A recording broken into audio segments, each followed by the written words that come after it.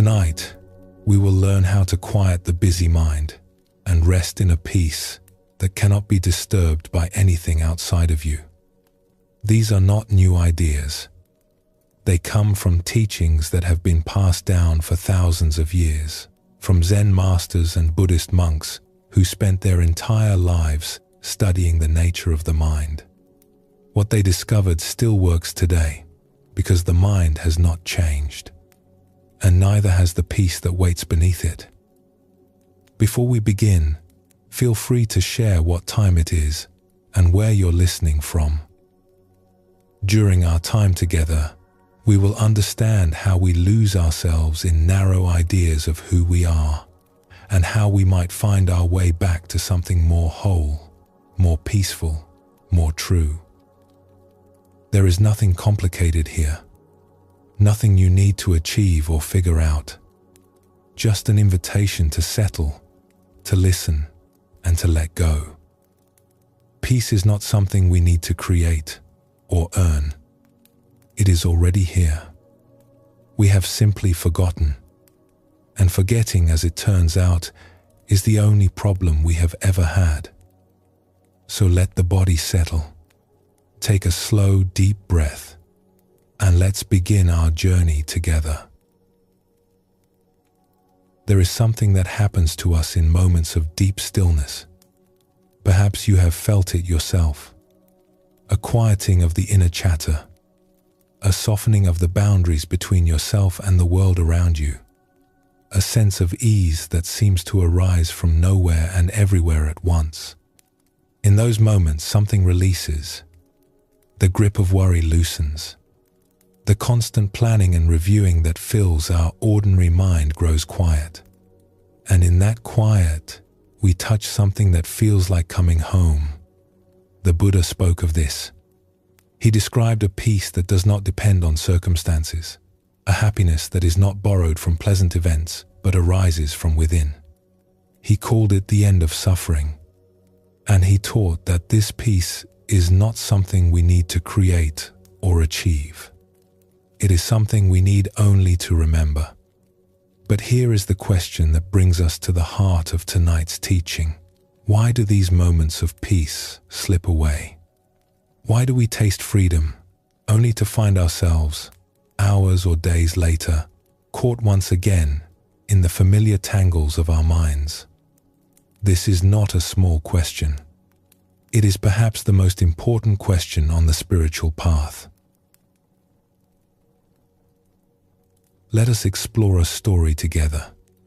Once, a sincere practitioner traveled to a distant land to spend several months in a monastery.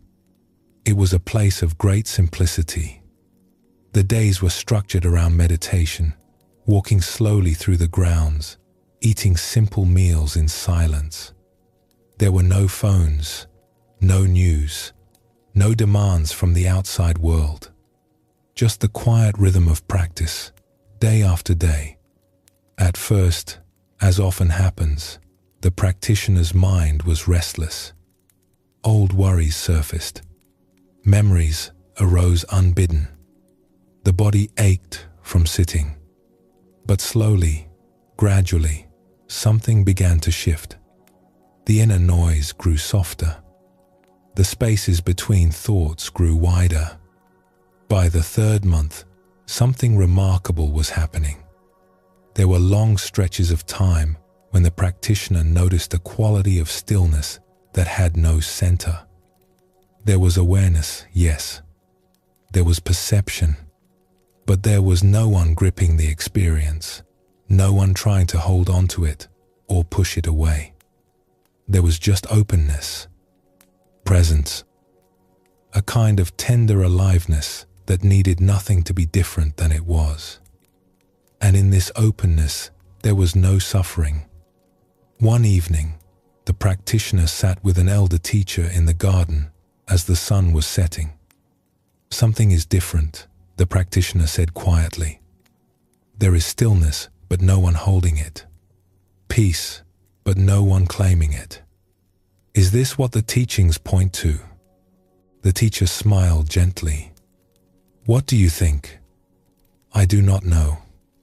It feels like freedom, but I am afraid to call it that. That is wise, the teacher said. Do not name it. Do not grasp it. Simply let it be what it is. Then the time at the monastery came to an end. The practitioner traveled home, returning to family, to the familiar rooms and routines of ordinary life. Within days, it had vanished. A small disagreement arose with a loved one over something insignificant. I thought you were going to take care of that, the loved one said, an edge in their voice. I never said that. You always assume I will handle everything. That is not true. You never listen. And suddenly, the practitioner was someone again. Someone who felt slighted. Someone who needed to defend their position. Someone who was right and someone else who was wrong.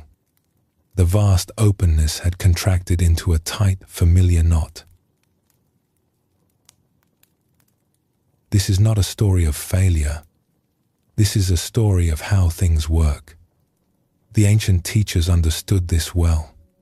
They spoke of enlightenment not as a single event, but as a deepening process.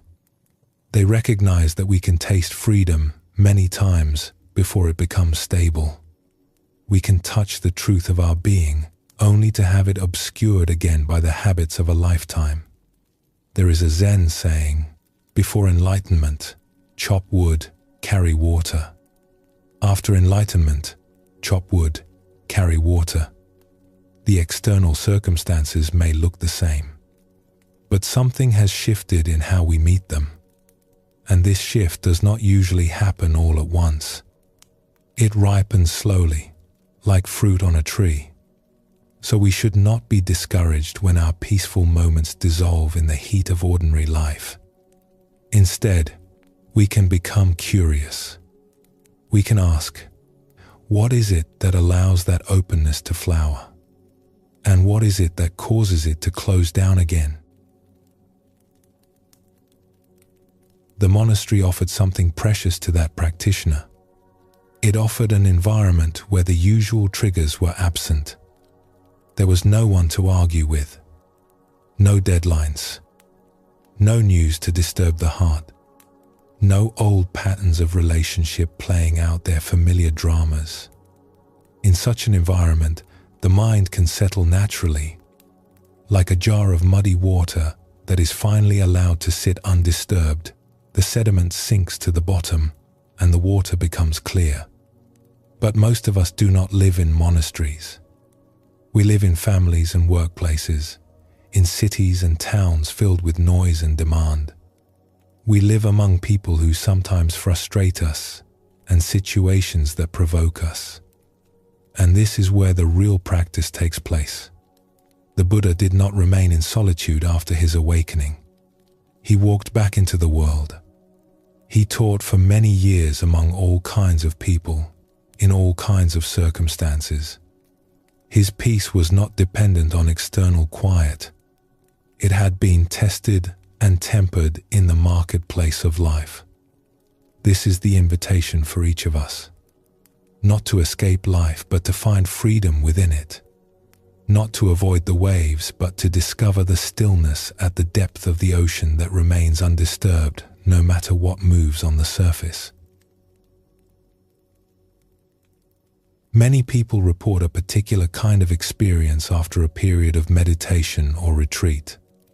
Perhaps you have felt this yourself. There is a sitting, and it is deeper than usual. The breath settles. The mind grows quiet. And for a time, there is a quality of peace that feels effortless. The heart is open. There is nothing to defend, nothing to prove. Just this breath, just this moment, just this gentle awareness. And then the session ends.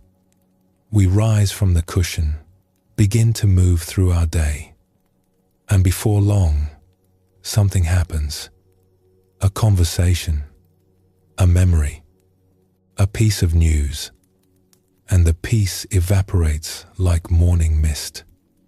This is such a common experience that teachers have been addressing it for thousands of years. The Buddha's early disciples asked about it. Zen students have asked about it. Practitioners in every tradition have wondered, why can I not hold on to this? The answer lies in understanding what allows the peace to arise in the first place. In those deep moments of stillness, something has temporarily released. The constant sense of being someone, the feeling of a separate self at the center of experience, has softened. There is still awareness. There is still perception. But the tight grip of me and mine has loosened. This is the key. The peace we touch in deep stillness is not caused by pleasant circumstances. It is revealed when the contractions of self-concern temporarily relax. And those contractions return, as they do for most of us, the moment our habitual patterns are triggered. Someone says something that feels threatening. A worry about the future arises. An old wound is touched. And immediately, the sense of a separate self solidifies again. Here I am. This is happening to me. I need to protect myself. The openness closes. The peace is forgotten. The Buddha had a simple and profound teaching about this. He said that our suffering arises from a fundamental misunderstanding about who we are. We take ourselves to be limited, separate beings, and we spend our lives defending and promoting this limited self. We grasp at what we think will make it happy. We push away what we think will threaten it. And in this constant grasping and pushing, we create the very suffering we are trying to escape. But who is this self we are defending? When we look closely, we find something surprising. We find that this solid sense of self is not as solid as it seems. It is more like a process than a thing. A constant activity of constructing and maintaining an identity through thoughts, feelings, memories, and stories. And when that activity pauses, even for a moment, we taste freedom. This is what happened to the practitioner in the monastery. The usual activities of self-construction were not being triggered. There was space for the process to settle. And in that settling, the natural peace that is always present could finally be felt. Let us take this teaching a little deeper. The Zen master Huang Po once said, "The foolish reject what they see, not what they think. The wise reject what they think, not what they see." What does this mean? Most of us are so caught up in our thoughts about experience that we miss the experience itself.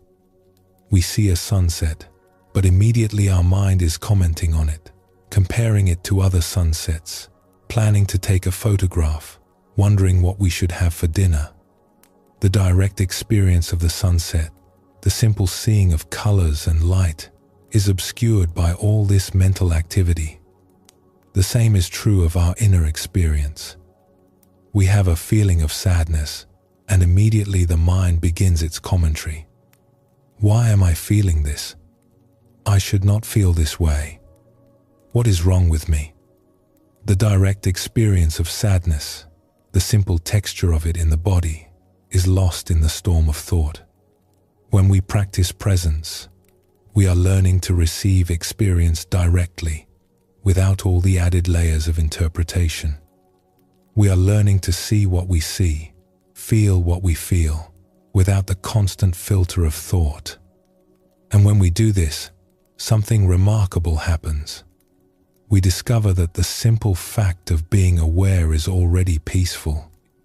Before we add anything to it, before we construct stories about what is happening, there is just this open, clear awareness. And it is inherently at ease. This is what the Tibetan teaching is pointing to when it speaks of the essence of mind. It is not referring to the content of the mind, the thoughts and feelings and memories that pass through. It is pointing to the awareness itself, the knowing quality that is present in all experience. That awareness is our true nature, and it is always at peace. But if our true nature is always at peace, why do we suffer? This brings us to the central insight of tonight's teaching. We suffer because we forget. We become so absorbed in the content of experience, so identified with the thoughts and feelings and stories that move through awareness, that we lose touch with the awareness itself. We become like someone watching a movie who has forgotten they are sitting in a theater. The movie seems to be the whole of reality. This forgetting is not a one-time event. It happens again and again, moment by moment, throughout our lives. A thought arises, and we become the thinker. An emotion surfaces, and we become the one who is angry or afraid or sad. A story begins to spin, and we become the protagonist in that story. Each time this happens, we leave home. We step out of the vast, peaceful awareness that is our true nature, and we squeeze ourselves into a narrow identity.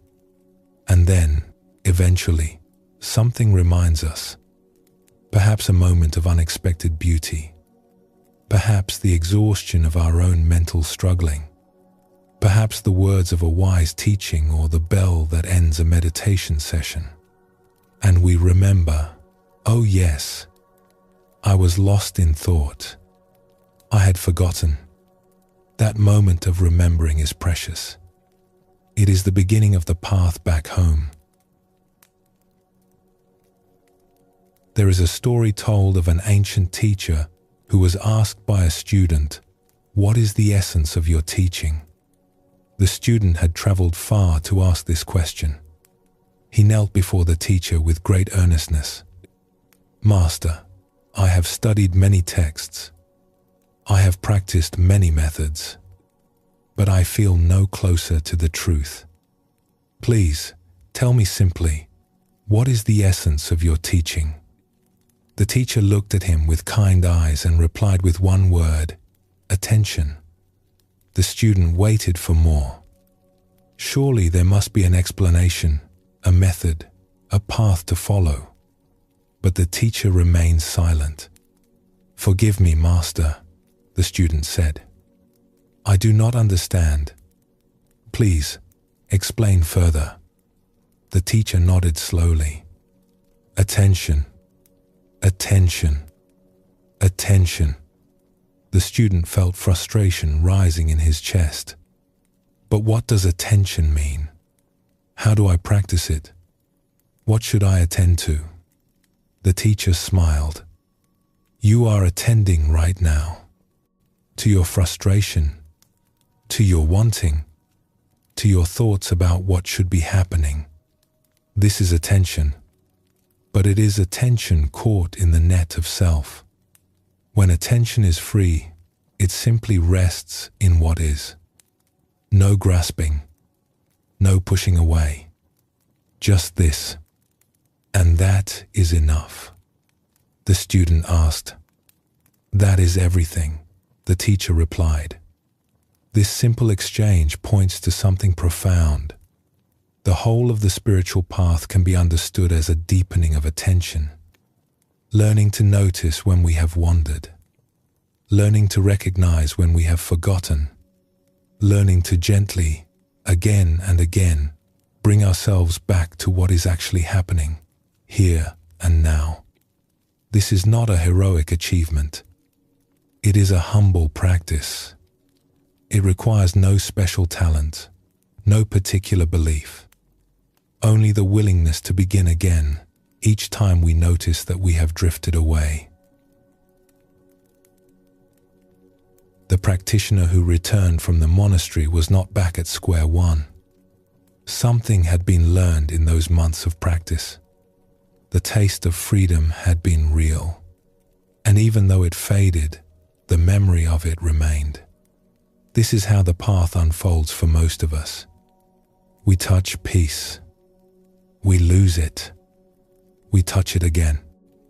We lose it again. But each time, something subtle is shifting. We are becoming more familiar with the terrain. We are learning to recognize the signs of forgetting more quickly. We are developing a kind of inner compass that points us back toward home. The Buddha spoke of this process with great compassion. He knew that awakening does not usually happen in a flash. He compared it to the ocean floor, which slopes gradually, without sudden drops. The practice deepens slowly, imperceptibly, over time. And he offered encouragement to those who felt they were making no progress. He said that just as a carpenter cannot see the wear on the handle of their tool from day to day, but over time the wear becomes evident, so too the practitioner may not see their own progress from day to day. But the practice is working. The transformation is happening beneath the surface of awareness. Let us rest here for a moment. If you are lying down, feel the support beneath you. If you are sitting, feel your weight settling downward. If you are walking or moving, feel your feet connecting with the earth. There is nothing you need to do right now. Nothing you need to fix or figure out. Just this moment. Just this breath. Notice that you are aware. Without any effort, awareness is here. It is receiving these words. It is feeling the sensations of your body. It is present to whatever sounds may be arising in your environment. This awareness is not something you have to create. It is already here. It has always been here. Can you sense, even slightly, the peace that is native to this awareness? Before any thought is added, before any story begins to spin, there is just this open, clear presence. This is what the ancient teachers called your radiant true nature. You may not feel it strongly right now. That is perfectly fine. The sense of it comes and goes, especially at the beginning. But it is always here, whether we feel it or not. Like the sun behind the clouds, it does not cease to exist just because it is temporarily obscured. There is a practice that can help us deepen our familiarity with this awareness. It is very simple. Throughout your day, pause from time to time and ask yourself, am I aware? Do not answer with a thought. Simply notice that awareness is present. That noticing is itself the answer. In that moment of noticing, there is a gap in the stream of thought. A small space opens, and in that space, you may catch a glimpse of the peace that is always here. This is not a dramatic practice. It will not produce fireworks or visions, but over time, it begins to shift something fundamental. We become more familiar with the flavor of presence.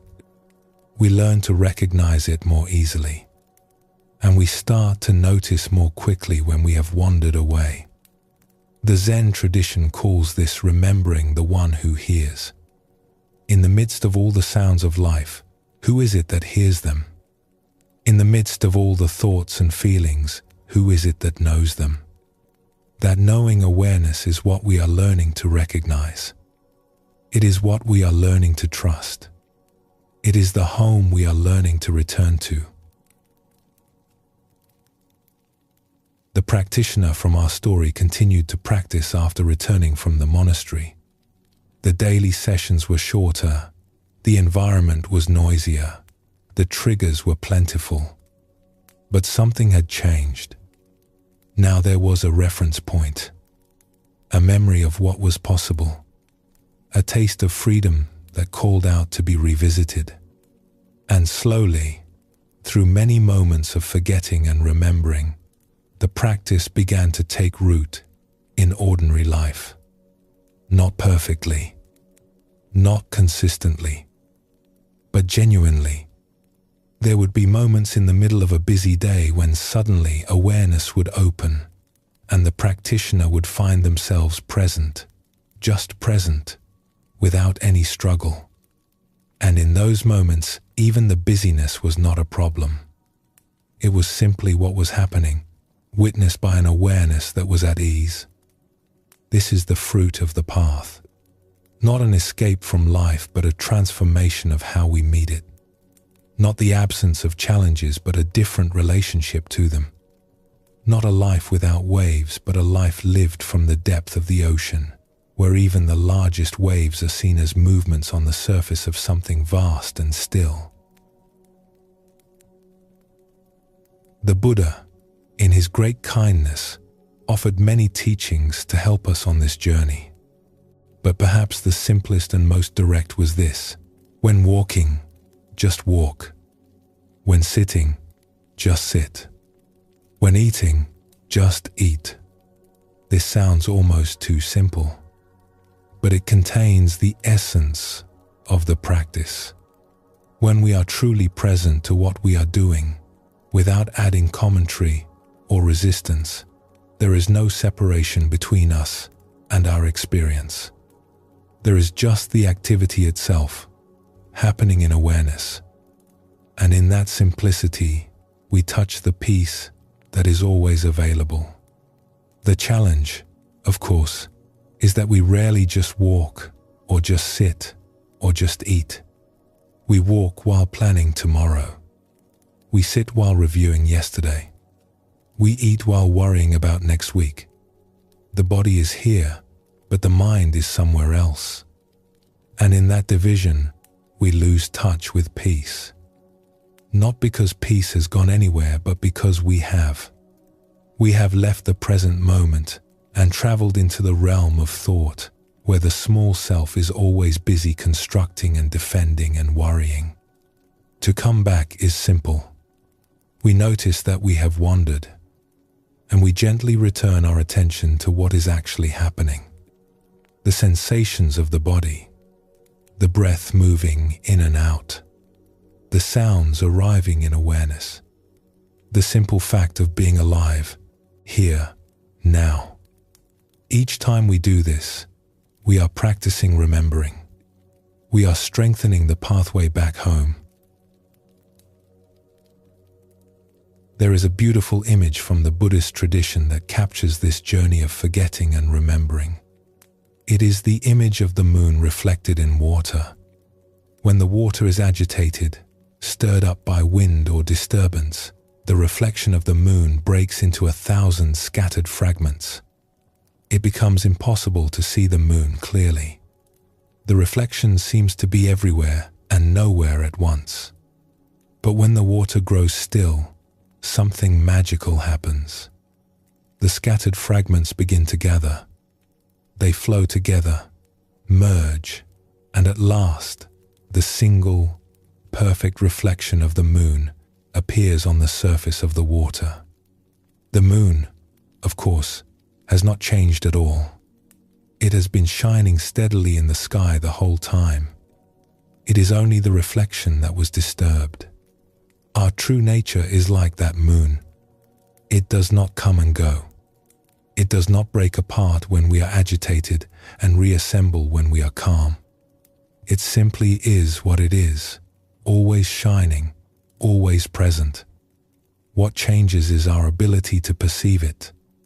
When the waters of our mind are churned by craving and aversion, by worry and regret, the reflection breaks into pieces. We cannot see clearly. We feel scattered, fragmented, lost. But when we allow the waters to settle, the reflection naturally reforms. We do not have to do anything to make this happen. We simply stop disturbing the water. This is the essence of meditation. Not achieving something extraordinary, but ceasing to agitate. Not grasping for special states, but allowing the natural clarity to emerge. There is a story of a traveler who spent many years searching for a precious jewel. This traveler journeyed to distant mountains, crossed vast deserts, sailed across stormy seas, always seeking, always searching. At each village along the way, the traveler would ask, "Please, can you tell me where to find the precious jewel?" An old woman at a mountain pass said, "Ah, the jewel. Yes, I have heard of it. You must cross the great desert to the south. There you will find what you seek." So the traveler crossed the desert. At an oasis, a merchant said, "The jewel? It lies beyond the western sea. Many have sought it there." So the traveler sailed the western sea. On a distant shore, a fisherman said, "The precious jewel is in the eastern mountains. That is where the wise ones say it rests." And so it went, year after year, mountain after mountain, sea after sea. Finally, old and weary, the traveler sat down at the side of a quiet road. A young child happened to pass by. "Why do you look so sad?" The child asked. "I have searched my whole life for a precious jewel," the traveler said. "I have gone everywhere, asked everyone, and still I have not found it. Perhaps it does not exist." The child tilted their head curiously. "What does it look like, this jewel?" "I do not know," the traveler admitted. "I was told I would recognize it when I found it." The child sat down beside the traveler. "My grandmother says that the most precious things are often very close. She says we overlook them because we are looking too far away." The traveler smiled sadly at the child's innocence, but something in the words stirred a memory. The traveler looked down and noticed, for the first time, a small lump in the hem of their robe. With trembling fingers, the traveler opened the stitching. There, sewn into the fabric since the very beginning of the journey, was the precious jewel. It had been there all along. This story points to the same truth. What we are seeking, we already have. What we are longing for, we already are. The peace we chase across the world, through books and teachers and practices, is sewn into the very fabric of our being. We have simply forgotten where to look. The great teacher Padmasambhava once said, "Though my view is as vast as the sky, my attention to the law of cause and effect is as fine as a grain of flour." This teaching reminds us that awakening is not an escape from the details of life. We do not touch our true nature by floating away into abstraction. We touch it in the midst of the ordinary, the particular, the immediate. When we wash dishes, we wash dishes. When we speak with a friend, we speak with a friend. When we feel sadness, we feel sadness. Nothing is excluded. Nothing is rejected. Everything becomes an opportunity to practice presence. And gradually, through this humble attention to the ordinary moments of life, something vast opens. We discover that the sky was never separate from the ground, that the ocean was never separate from the waves, that our radiant true nature was never separate from this very moment, exactly as it is. As we come to the end of this first teaching, let us take a moment to gather what we have explored. We have seen that moments of peace and openness are natural to us. They are not foreign visitors but glimpses of our true nature. They come when the constant activity of self-construction temporarily relaxes, and we taste the freedom that is always present beneath the surface. We have seen that these moments tend to fade when we return to the triggers and demands of ordinary life. This is not failure. It is simply how the process works. The habits of a lifetime do not dissolve in a single session of meditation or a single retreat. We have heard the ancient teaching that invites us to remember our radiant true nature. This remembering is the essence of the path. Not adding something new but uncovering what has always been here. And we have been offered a simple practice to pause throughout the day and notice that we are aware. To taste, even briefly, the peace that is native to awareness. To begin to familiarize ourselves with home. This is enough for now. More than enough. Before we continue, let us pause together. Rest in awareness for a moment, needing nothing to be different. When you are ready, we will continue together to explore how we construct the narrow sense of self that obscures this peace and how we might begin to loosen its grip.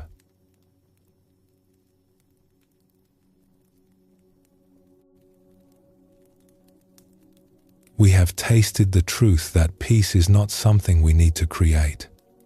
It is something we uncover when the agitation of the mind begins to settle. Like the moon reflected clearly in still water, our true nature reveals itself when we stop disturbing the surface. But what is it, exactly, that disturbs the water? What creates the agitation that obscures our natural peace? The ancient teachers pointed to a single source, our identification with a limited sense of who we are. We build a structure in the mind, a kind of house made of thoughts and feelings and memories, and we move into it. We furnish it with our beliefs. We decorate it with our preferences, and then we forget that we built it. We mistake the house for the whole of reality. This is what the Buddha meant when he spoke of ignorance as the root of suffering. Not stupidity, but a kind of forgetting. We forget the vast sky and become fixated on a single cloud. We forget the ocean and become absorbed in a single wave. Tonight, we look more closely at this house we have built. We examine its walls, its rooms, its foundations. Not to judge ourselves for living in it, but to understand how it was constructed. For in that understanding lies the beginning of freedom. There is wisdom in the origins of words. The word identify comes from ancient roots. One root means same. Another means to make. So when we identify with something, we are making it the same as self. We are saying, in effect, this is me. This is who I am. We do this so naturally, so constantly, that we rarely notice it happening. A thought arises, and we become the thinker. An emotion surfaces, and we become the one who is angry or sad or afraid. A role emerges in our lives, and we become the parent, the worker, the friend, the seeker. None of this is wrong. It is simply how the mind works. The Buddha himself acknowledged that a sense of self is part of being human. It helps us navigate the world, make decisions, relate to others. The problem is not that we have a sense of self. The problem is when that sense becomes rigid, exclusive, and tight. When we forget that it is a construction and mistake it for the whole truth. Let us look together at what this construction is made of. First, there is the body. We identify deeply with these physical forms we inhabit. Our health, our appearance, our age, our abilities. When someone asks who we are, we might point to this body. When we look in a mirror, we say, that is me.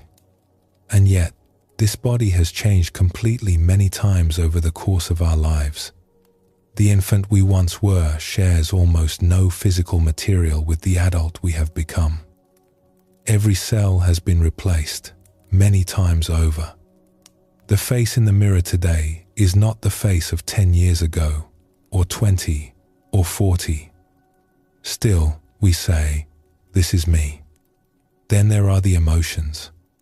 We identify strongly with our most familiar feelings. If we tend toward anxiety, we may think of ourselves as an anxious person.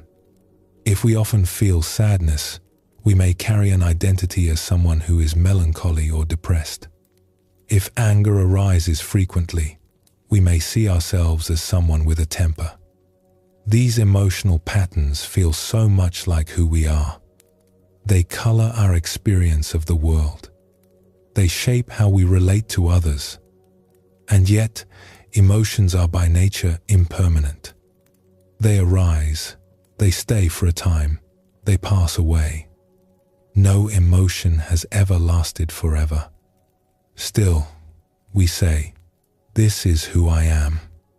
Then there are the thoughts, the beliefs, the opinions. We build elaborate structures of ideas in the mind. Political views, religious convictions, opinions about how things should be. These become so familiar that we defend them as though we were defending ourselves. An attack on our beliefs feels like an attack on our very being. And yet, our beliefs have changed many times.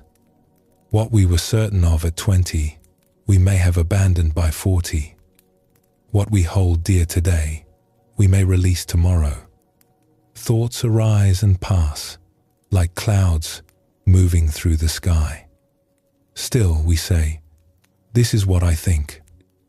This is who I am.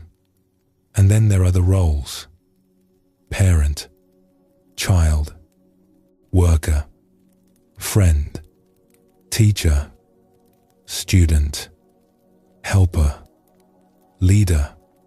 We wear these roles like garments, and sometimes we forget we can take them off. We become so identified with a role that losing it feels like losing ourselves. A person retires after decades of work and suddenly does not know who they are. A parent watches their children grow up and leave and feels a hollowness where their purpose used to be. A relationship ends and it feels as though part of us has been torn away. Still, we say, this is my place in the world. This is who I am. Let us explore a story about how we carry our identities, often without realizing it. There was once a professional who worked in a field that required formal credentials. For many years, this person had listed their qualifications on every official document, their degrees, their certifications, the letters that could follow their name. But there was one item on the list that did not quite fit with the others. Tucked among the impressive qualifications was a small credential from childhood, a membership in a group for young people, a badge of belonging from many decades past. For years, this appeared on formal documents sent to important institutions. No one ever questioned it. No one ever asked what it meant. Then one day, a colleague looked at the list and said, "I recognize most of these. But what is this one? I have never seen it before." The professional smiled. "Ah, that. It is from when I was a child. A group I belonged to long ago." The colleague laughed gently. "And you still list it? After all these years?" "I suppose I do," the professional said. I had not really thought about it. That evening, the professional sat quietly and reflected.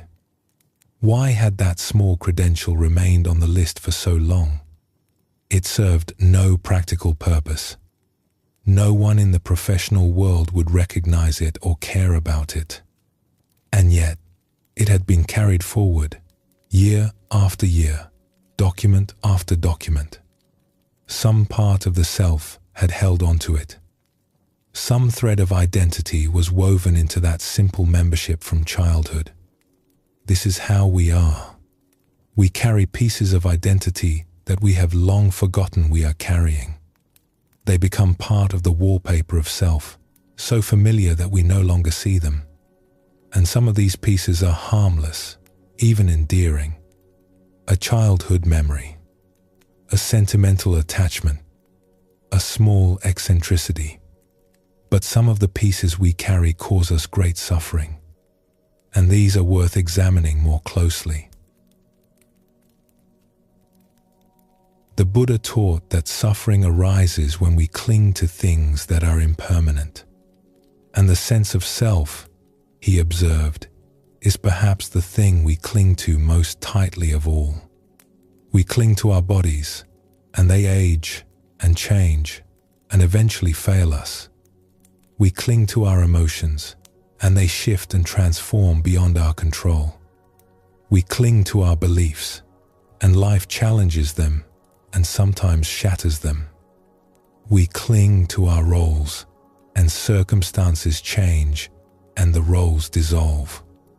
In all of this clinging, there is a kind of constant anxiety, a subtle or not so subtle sense that what we are holding on to might slip away, that who we think we are might be threatened or diminished or lost. This is the suffering of identification, not the natural arising of a sense of self, but the tight grip with which we hold it, the fear with which we defend it, the rigidity that prevents us from flowing with the changes of life. A Zen teacher once said, "The problem is not that you have a self. The problem is that you have made it into a prison." So how does this prison get built? How do we come to identify so tightly with things that are not the whole of who we are? The teachers speak of something we might call disconnection. When we feel separated from life, from others, from our own depths, something in us begins to grasp. We reach for anchors. We look for solid ground, and we build a self out of whatever materials are available. For some, this disconnection begins early. A child who does not feel fully seen or understood begins to construct a self that might earn love. A young person who feels they do not belong begins to build an identity around being different, or being exceptional, or being invisible.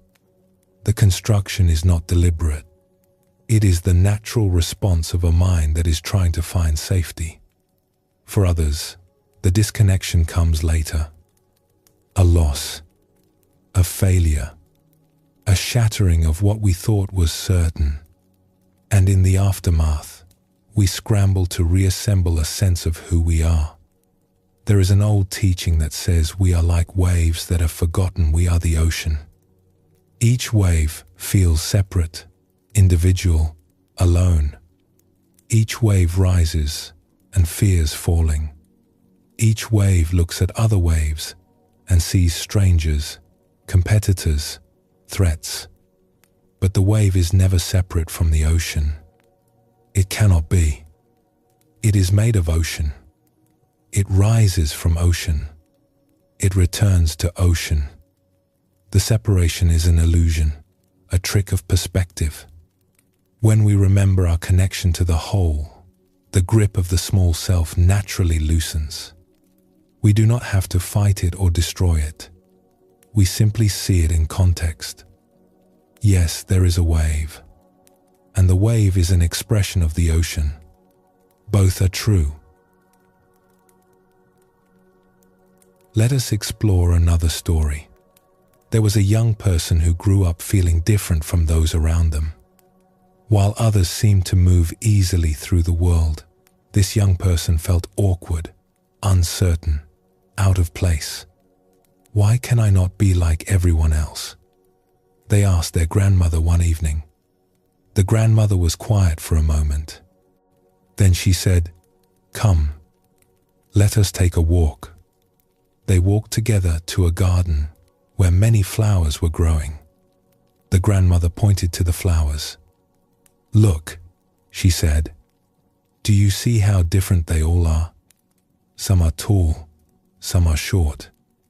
Some are bright, some are pale. Some bloom in the morning, some in the evening. Do you think the rose is troubled because it is not a lily? No, the young person said. But flowers are different from people. Are they? The grandmother asked. Each flower grows from the same earth. Each is fed by the same rain, warmed by the same sun. They are all different expressions of the same life. And so are you. So are all of us. But I feel so separate, the young person said. I feel like I do not belong. The grandmother took their hand. That feeling of not belonging is very painful. I know it well. But listen to me. The feeling is real, but what it tells you is not true. You belong to life itself. You are life, expressing itself in your own unique way. No one else can be what you are. And what you are is needed. The young person did not fully understand these words, but something in them planted a seed that would grow slowly over many years, a seed of remembering. There is a teaching attributed to the Buddha that goes, you yourself, as much as anybody in the entire universe, deserve your love and affection. This is not a teaching about ego or pride. It is a teaching about belonging. When we truly understand that we are expressions of the same life that moves through all beings, we naturally extend to ourselves the same compassion we would offer to others. But when we are caught in the prison of a limited identity, this is very difficult. We compare ourselves to others and find ourselves lacking. We measure ourselves against standards and fall short. We carry judgments about who we are and who we should be, and the weight of these judgments is exhausting. The small self is never at peace because it is always under threat. There is always someone who is more successful, more attractive, more talented, more loved. There is always some way we do not measure up. The comparing mind never rests. A student once confessed to a teacher, I cannot stop comparing myself to others. Wherever I go, I measure myself against them, and I always come up short. The teacher nodded with understanding. This is very common. The comparing mind is always hungry, never satisfied. Tell me, when you compare yourself to someone you see as better than you, how do you feel? Small, the student said. Inadequate. Like I should try harder. And when you compare yourself to someone you see as less fortunate, the student thought for a moment. Sometimes I feel relief. Sometimes I feel guilty for feeling relief. And sometimes I feel afraid that I could become like them. So comparison brings no peace, either way, the teacher observed. No, the student admitted. It never does. This is because comparison only makes sense if we are truly separate beings, each with a fixed amount of worth that can be measured against others. But this is not how life works. We are not separate containers holding different amounts of value. We are all expressions of the same source, each unique, each necessary, each complete in ourselves. But how do I stop comparing? The student asked. You do not stop it by fighting it, the teacher said. You stop it by seeing through it. Each time the comparing mind arises, simply notice, comparing. And then ask, who is comparing? Who is this one that feels small or large depending on the measurement? Look for this one. Can you find it? Is it solid? Is it real? The student was quiet, turning the questions over in their mind. When you look closely, the teacher continued, you will find that the one who compares is made of thoughts. Just thoughts, arising and passing. And beneath the thoughts, there is awareness. and awareness does not compare. It simply is, complete in itself, and so we suffer. Not because there is something wrong with us, but because we have mistaken a small part of ourselves for the whole. We have identified with the wave and forgotten the ocean. There is a particular kind of suffering that arises from this limited identification. The teachers describe it as a feeling of constant inadequacy, a sense that we are not enough, that we need to be more, do more, have more in order to be worthy of love and belonging. This feeling is remarkably common. It crosses all boundaries of age and culture and circumstance. The wealthy feel it. The accomplished feel it. The admired feel it. No amount of external success seems to quiet the inner voice that whispers, "You are still not enough." A teacher was once approached by a student who had achieved much in the eyes of the world. "I have done everything I was supposed to do," the student said. "I have worked hard.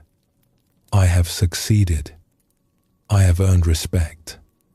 And yet, I still feel empty. I still feel like I am waiting for my real life to begin. What is wrong with me?" The teacher listened with great kindness. Then she said, "Nothing is wrong with you. You have simply been looking in the wrong direction. You have been trying to fill a hole that cannot be filled from the outside. Then how is it filled?" The student asked. "It is not filled," the teacher said. "It is seen through. When you look closely at this sense of not being enough, you will find that it is made of thoughts. Old thoughts, repeated so many times that they feel like truth. But thoughts are not truth. They are just thoughts. And beneath all your thoughts about who you are, there is a presence that has never been lacking anything. It is already whole. It is already complete. It is what you are. How do I find this presence?" The student asked. "You do not find it," the teacher said. "You stop hiding from it. You stop covering it over with all your efforts to become something else. Just for a moment, stop trying to improve yourself. Stop trying to become worthy. Simply rest in what you are, right now, without adding anything. That is the beginning." This teaching is not about abandoning our responsibilities or giving up on growth. It is about recognizing that our deepest worthiness does not depend on any of our achievements or failures. It is already present. It is the ground we stand on, not something we must climb toward. When we understand this, even a little, something relaxes.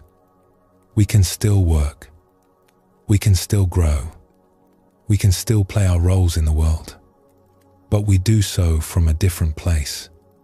Not from the desperate striving of a self that feels insufficient, but from the natural expression of a being that is already whole. The Zen masters spoke of this as effortless effort. Not the effort of forcing or straining, but the effort of a river flowing toward the sea. The river does not struggle to reach the ocean.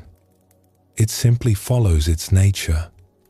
And in following its nature, it arrives where it was always going.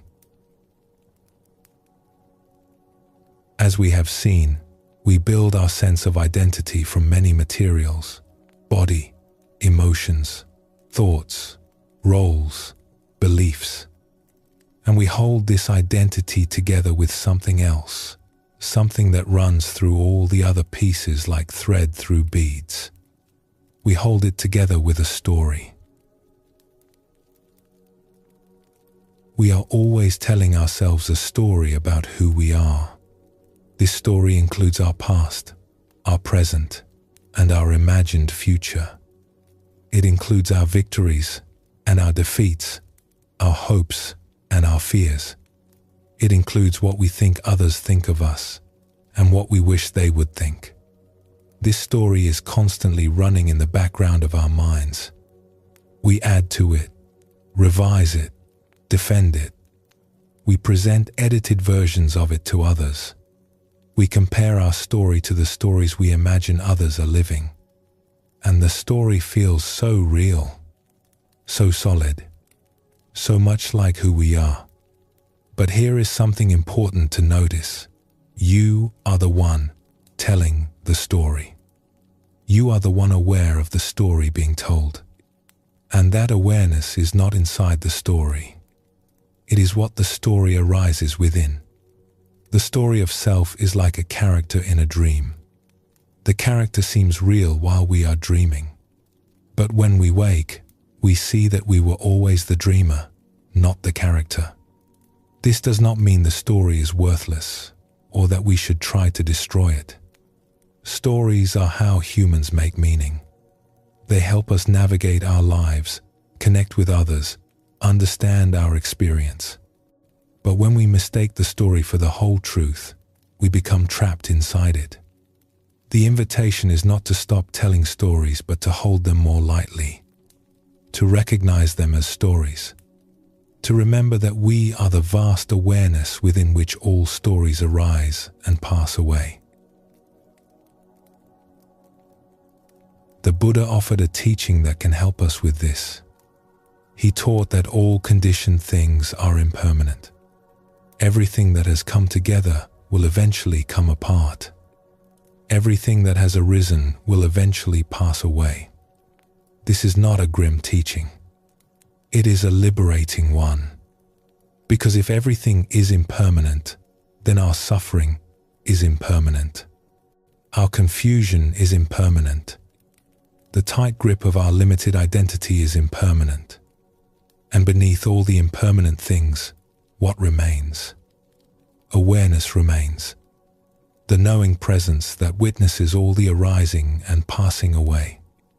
This awareness is not a thing that can be grasped or lost. It is what we are at the deepest level. When we rest in this awareness, even briefly, the whole structure of self is seen in a new light. We see that we have been building and rebuilding this structure our whole lives. We see how much energy goes into maintaining it. And we see that it is not as solid as it seemed. This seeing is not a destruction. It is a relaxation. The walls of the prison become transparent. We are still here, still living our lives, still playing our roles. But we are no longer confined. We are no longer convinced that the prison is all there is. There is another story worth exploring here, about how tightly we can hold our identities and how freedom comes when we least expect it. An accomplished scholar had spent a lifetime building a reputation. Every achievement was carefully recorded.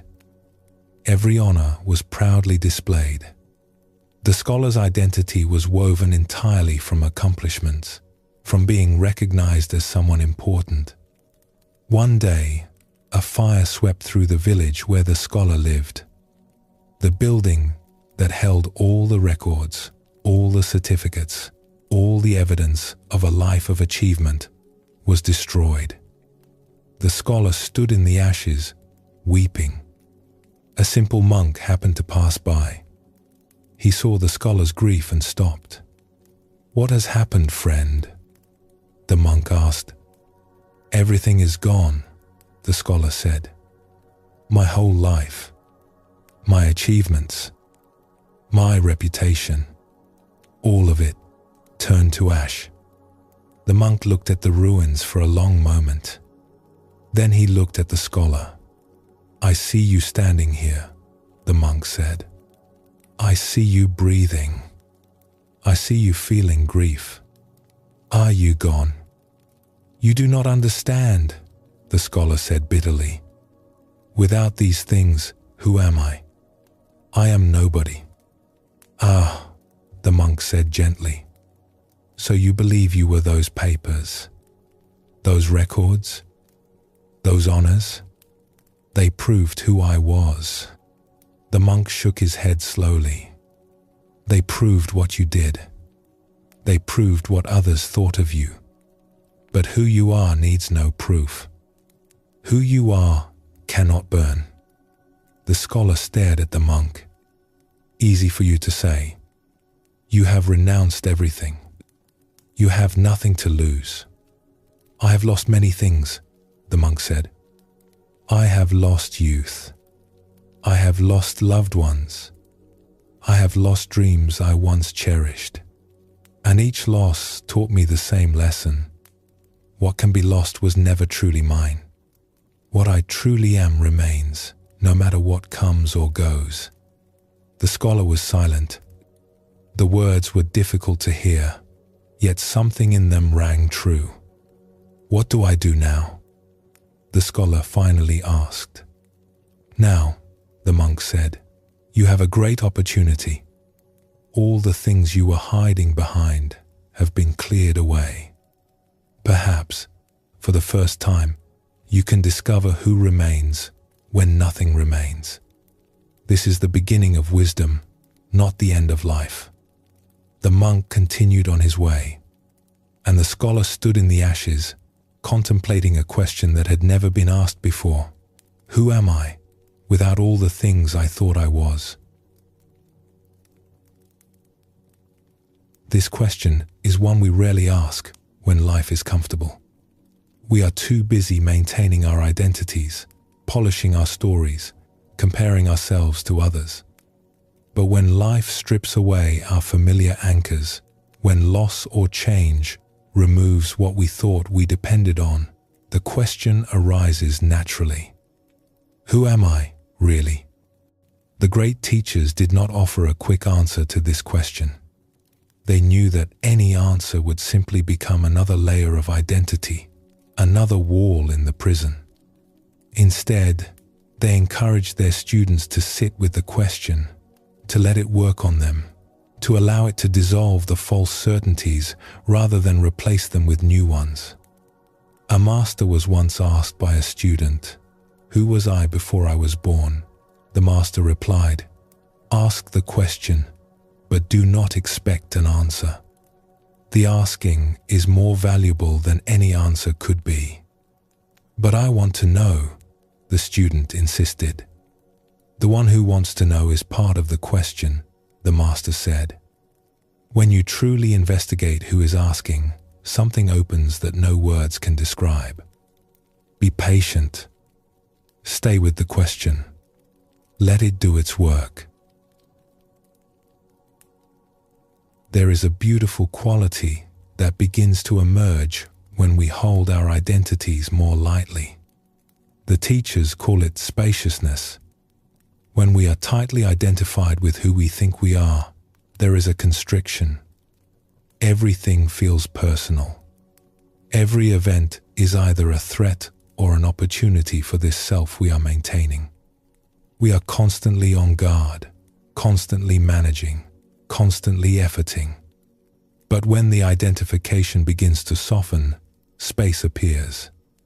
Things that once felt like emergencies now feel like passing weather. People who once seemed threatening now seem like fellow travelers, doing their best with their own burdens. Life itself, which once felt like a problem to be solved, begins to feel like a mystery to be lived. This spaciousness is not indifference. We still care. We may even care more deeply than before, because we are no longer so defended, so armored against life. But the caring comes from a different place. It comes from connection rather than separation. It comes from love rather than fear. The Buddha spoke of this as the difference between a clenched fist and an open hand. A clenched fist can hold on to a few small things very tightly. An open hand can receive everything that life offers and can also let it go when the time comes. We have explored how we build our sense of self from many materials and how this building can become a prison when we hold it too tightly.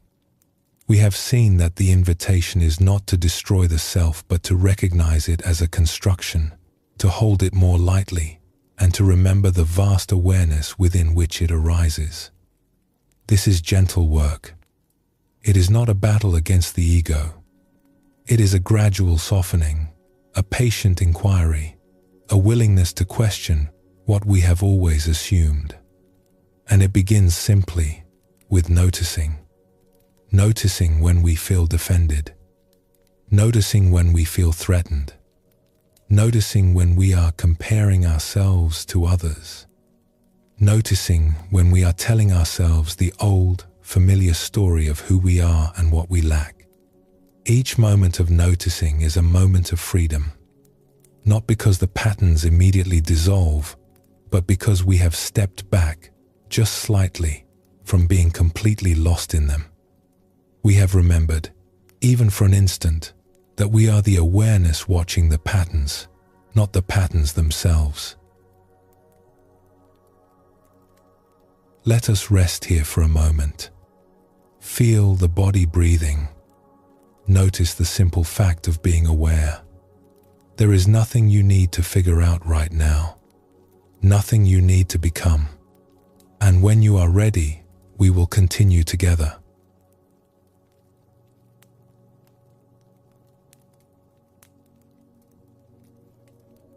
Let us now turn to something different, something we carry with us every moment of every day, something that feels more like me than almost anything else.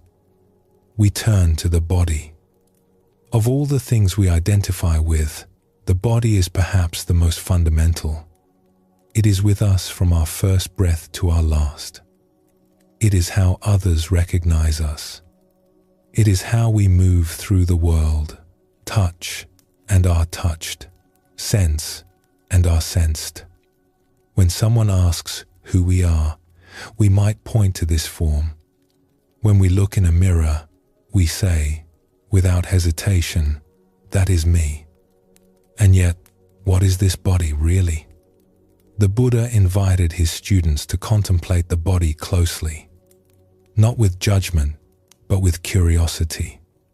He asked them to notice how the body is constantly changing, how it is made of elements borrowed from the earth, the water, the air, how it arises, transforms, and eventually returns to the elements from which it came.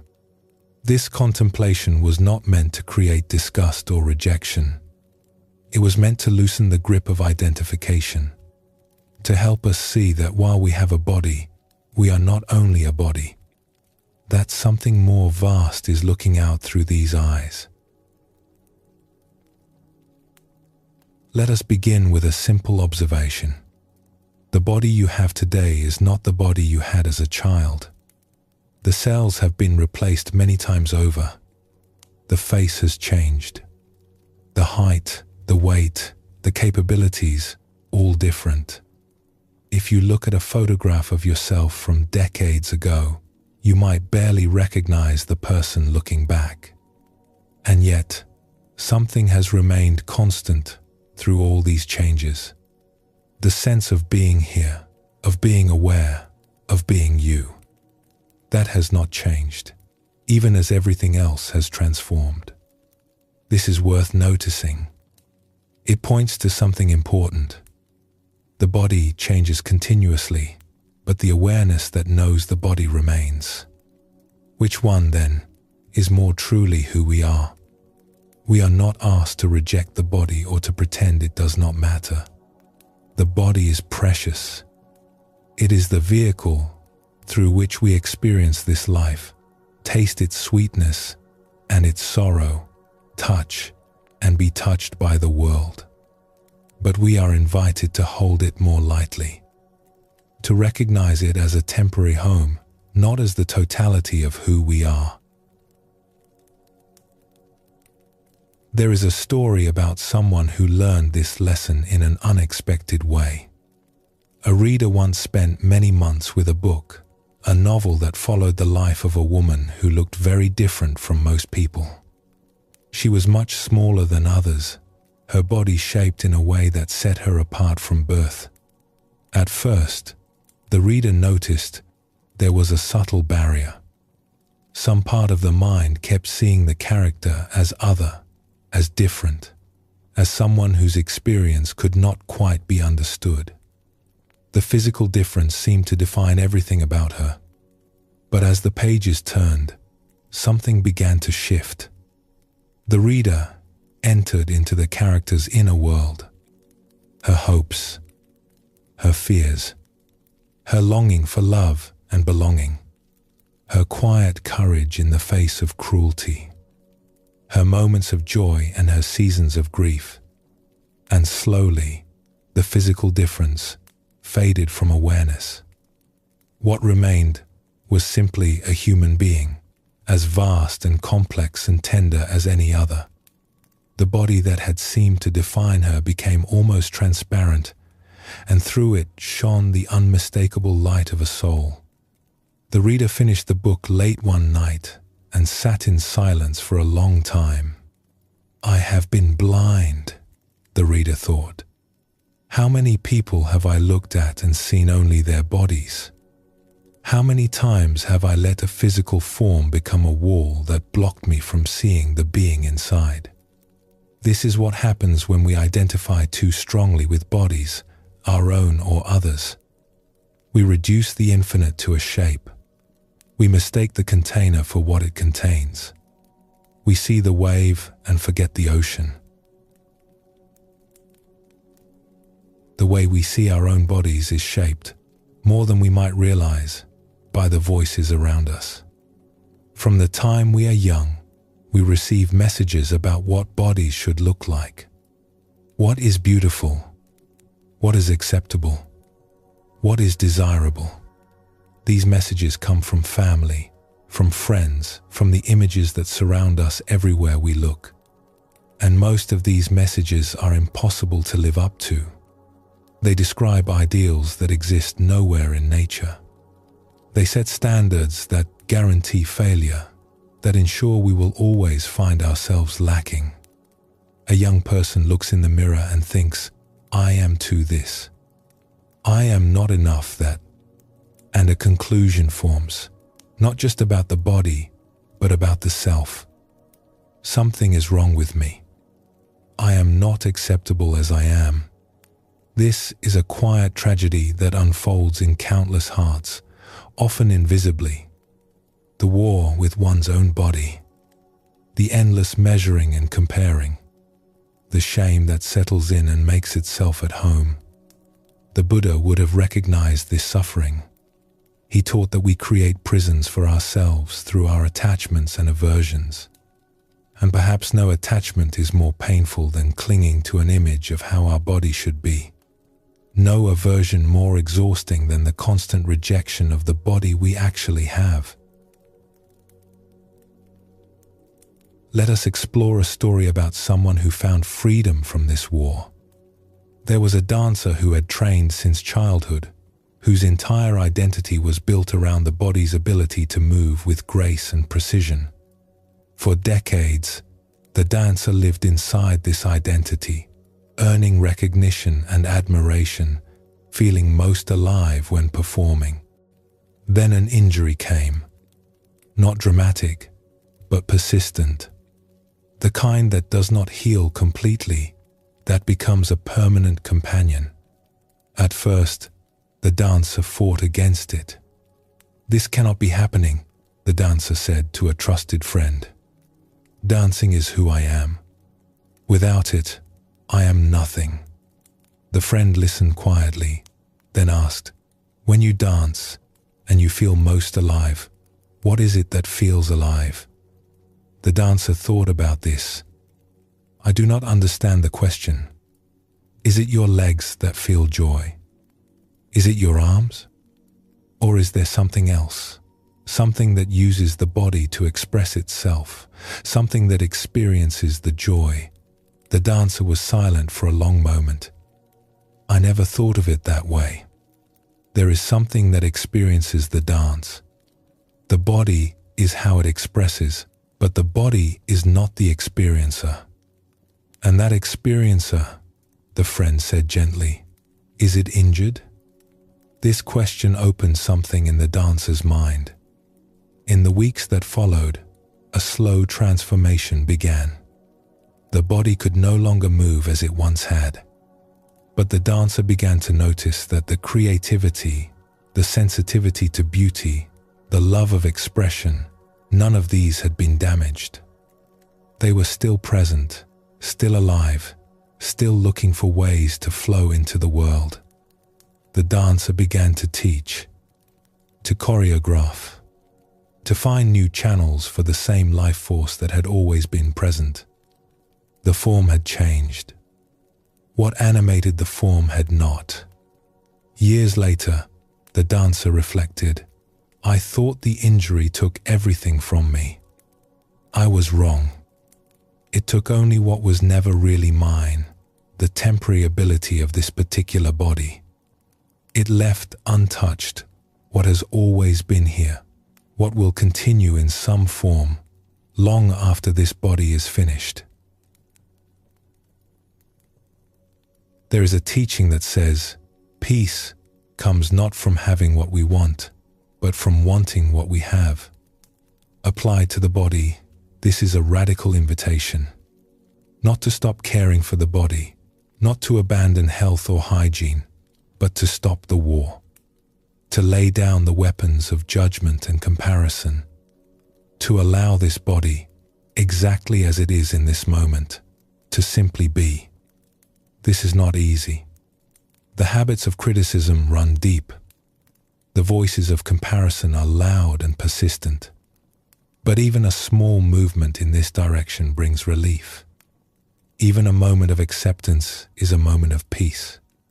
An elder once shared a reflection with a group of younger people who had gathered to learn. "When I was young," the elder said, "I spent so much energy wishing my body was different. I wanted to be taller. I wanted to be more graceful. I wanted to fit the images I saw around me. I wasted years in this struggle. What changed?" One of the young people asked. "Time," the elder said, smiling. "Time and attention. As I grew older, I began to notice that the body had its own wisdom. It had carried me through so much. It had healed from illness and injury.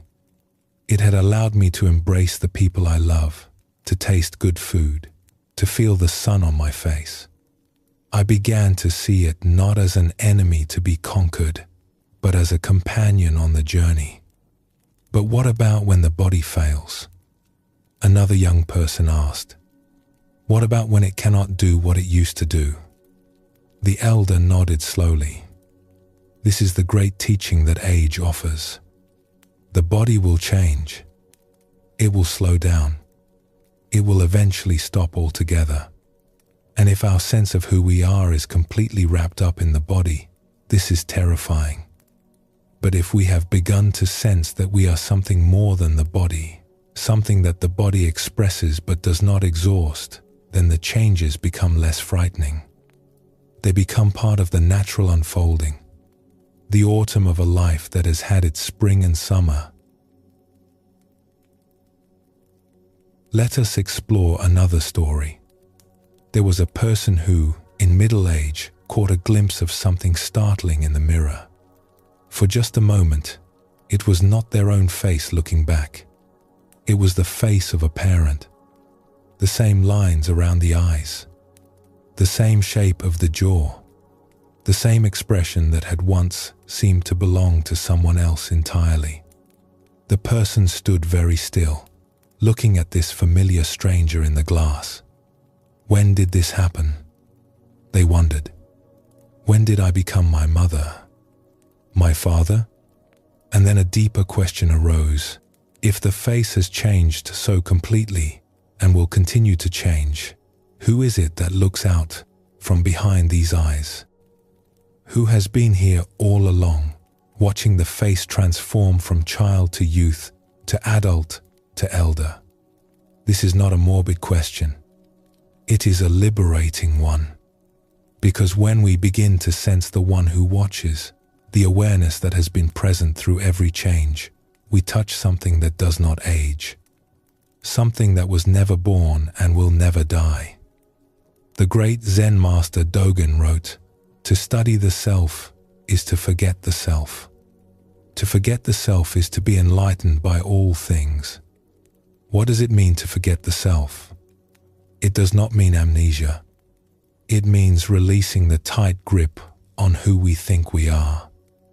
It means allowing the boundaries to soften so that we can be touched by life, enlightened by the 10,000 things that surround us. When we are less identified with this body, less convinced that it defines and limits who we are, we become more available to life. The walls come down, the separation dissolves, and what remains is simple presence, open and undefended.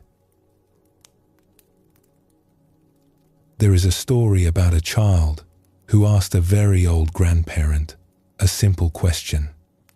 "Were you always old?" The child asked with innocent curiosity. The grandparent smiled. "No, little one. I was once your age, and then I was your parents' age, and slowly, I became what you see now. But what happened to the young one you were?" The child asked. "Where did they go?" The grandparent considered this carefully. "That is a wonderful question. The body changed, like water flowing in a river. The water that was here yesterday has moved downstream, and new water has taken its place. Yet the river is still the river. So you are like a river?" The child asked. "Perhaps," the grandparent said. "But even more than that, I am like the one who sits by the river and watches it flow. The water changes constantly, but the watching does not change. When I was young, I watched from these eyes. Now that I am old, I still watch from these same eyes, though the eyes themselves have changed." "That is confusing," the child said. "It is," the grandparent agreed, "and also very simple. Look at me. Do you see only an old body? Or do you see someone looking back at you?" The child looked carefully. "I see you," they said finally. "I see someone in there." "Yes," the grandparent said. "And that someone has always been here. That someone will always be here, even when this body is gone. That is the secret that age teaches, if we are willing to learn." There is a particular suffering that comes with aging in a culture that worships youth. The body begins to show the marks of time. A new line appears on the face. A movement that was once effortless now requires attention. The eyes need help to see what they once saw clearly. The hair changes color, or thins, or disappears. And something in us can feel this as an insult, as a betrayal, as though the body were failing to keep its promises. A practitioner once spoke of this to a teacher. "I find myself at war with aging," the practitioner said. "Every change feels like a loss. Every sign of time passing feels like something is being taken from me. I know this is not wise, but I cannot seem to stop." The teacher listened with compassion. "You are fighting a battle that cannot be won," she said gently. "Time will have its way with everybody. This is not punishment. It is simply how things are. But how do I make peace with it?" The practitioner asked. "How do I stop feeling like something is wrong?" "You begin by noticing that the one who is at war is not the body itself," the teacher said. "It is the mind, with its ideas about how things should be. The body is simply doing what bodies do. It is the mind that adds the story of wrongness, of loss, of insult. So I should just accept it." "Acceptance is not resignation," the teacher said. It is not giving up. It is simply seeing clearly. It is recognizing what is actually happening without adding layers of resistance and complaint. When you see clearly, without the war, you may discover that what you feared losing was never really yours to begin with, and what you truly are cannot be lost.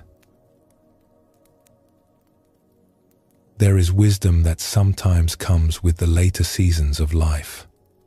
Not automatically, not to everyone, but to those who have paid attention. This wisdom sees that the body is like a garment.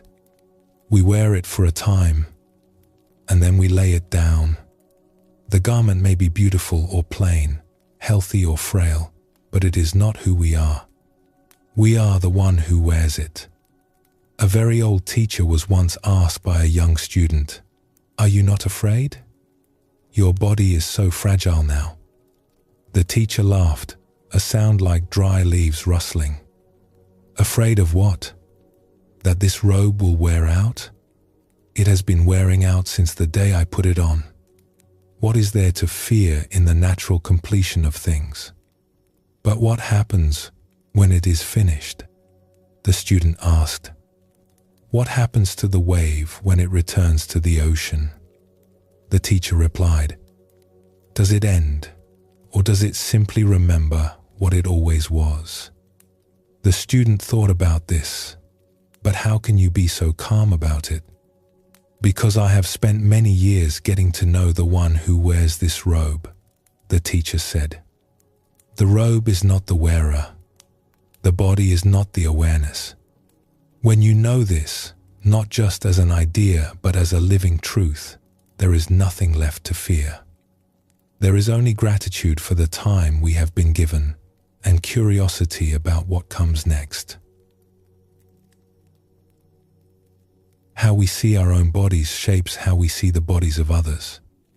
When we are at war with ourselves, critical and comparing, we project that war outward. We reduce others to their physical forms. We judge and categorize. We see bodies instead of beings. But when we begin to make peace with our own form, something shifts in how we see everyone. The barriers soften. The labels lose their power. We begin to see the light shining through each unique form, the same light that shines through us. There was a caregiver who spent many years tending to those whose bodies were failing. The work was difficult, and at first, the caregiver found it hard to see past the illness, the frailty, the decline. But over time, something changed. "I began to notice," the caregiver later reflected, "that there was someone behind the eyes of each person I cared for. Someone whole. Someone vast. The body might be broken, but that presence was unbroken. And when I learned to look for it, to speak to it, everything changed. The work stopped being about managing bodies.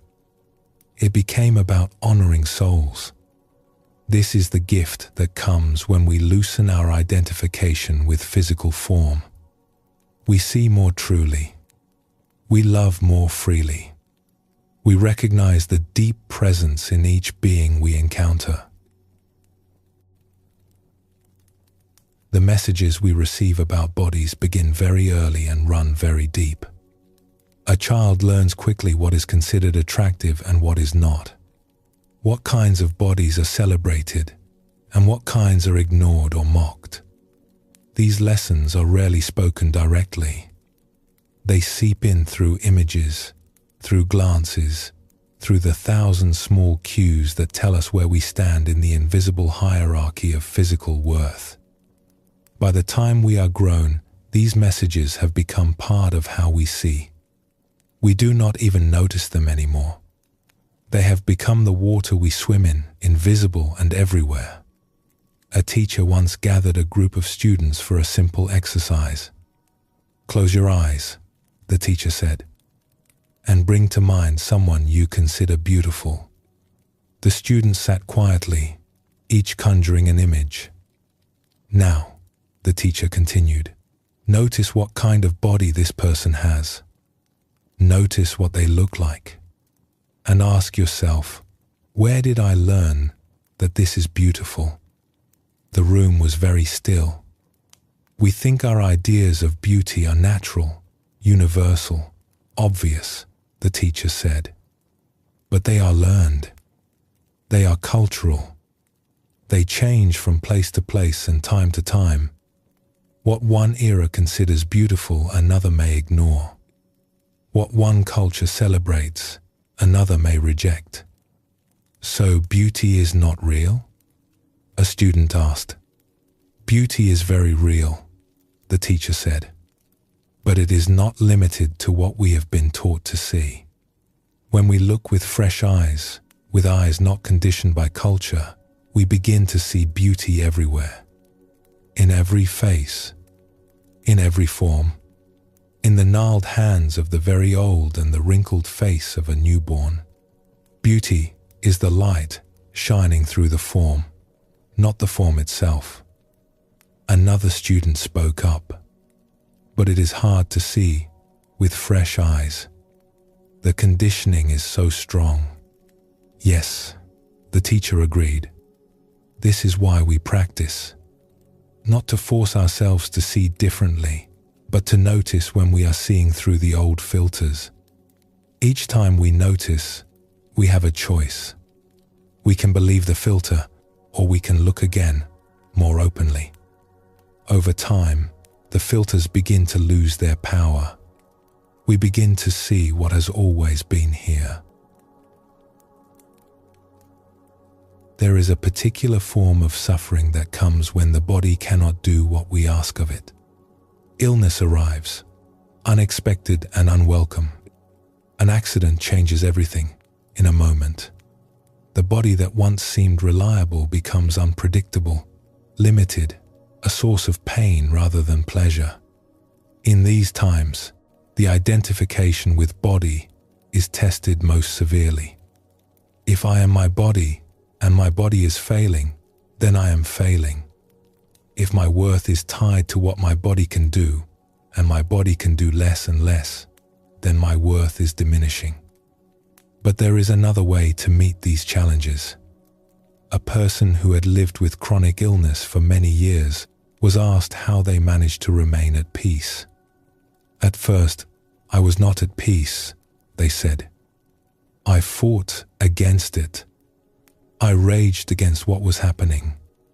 I felt betrayed by my own body. What changed? The questioner asked. I began to notice that the part of me that was suffering was not the body itself. The body was simply doing what bodies do, responding to conditions, finding its own balance. It was my mind that was adding the story of unfairness, of failure, of loss. It was my identification with how things should be that was causing the deepest pain. So you stopped caring about the body? No, the person said. I care for it as best I can. I listen to it. I give it what it needs. But I stopped believing that it was me. I stopped thinking that its limitations were my limitations. There is something in me that remains whole, no matter what happens to the body. I have learned to rest in that. The Buddha spoke of the body as a guest house. Visitors come and go. Health visits, and then illness. Strength visits, and then weakness. Youth visits, and then age. We are the host, welcoming each visitor, offering them tea, and then allowing them to leave when their time has come. This is a gentle way to hold the experience of embodiment. Not clinging to any visitor, not pushing any away. Simply receiving what comes and releasing what goes. And beneath all the visitors, beneath all the coming and going, there is the host. The awareness that remains, unchanging, through every season of the body's life. We began this reflection by noting that the body is perhaps the most intimate thing we identify with. It is with us always. It is how we experience the world. And we have seen that this identification, when held too tightly, causes suffering. We wage wars against our own flesh. We judge and compare. We fear change, and we resist the natural unfolding of time. But we have also seen another possibility. We can hold the body more lightly. We can appreciate it without being imprisoned by it. We can care for it while knowing that we are not limited to it. The body is a gift, a temporary home, a vehicle for this brief and precious journey. May we learn to inhabit it with gratitude and to see through it to the vastness that we truly are. There is one more reflection worth holding as we prepare to continue. The same awareness that looks out from your eyes looks out from every pair of eyes you will ever meet. The same presence that dwells in your body dwells in every body you will ever encounter. We are not as separate as we seem. When we see a body that is different from ours, whether in age or ability or appearance, we can remember there is the same light shining through that form. There is the same awareness, having a different experience, wearing a different garment, but not different in its essence. This understanding changes how we move through the world. We stop seeing strangers and start seeing family. We stop seeing bodies and start seeing beings. And in that seeing, something in us comes home. Let us pause here for a moment. Feel the body as it is right now. The breath moving, the heart beating, this faithful companion carrying you through another day. And rest in the awareness that knows it all. And when you are ready, we will continue.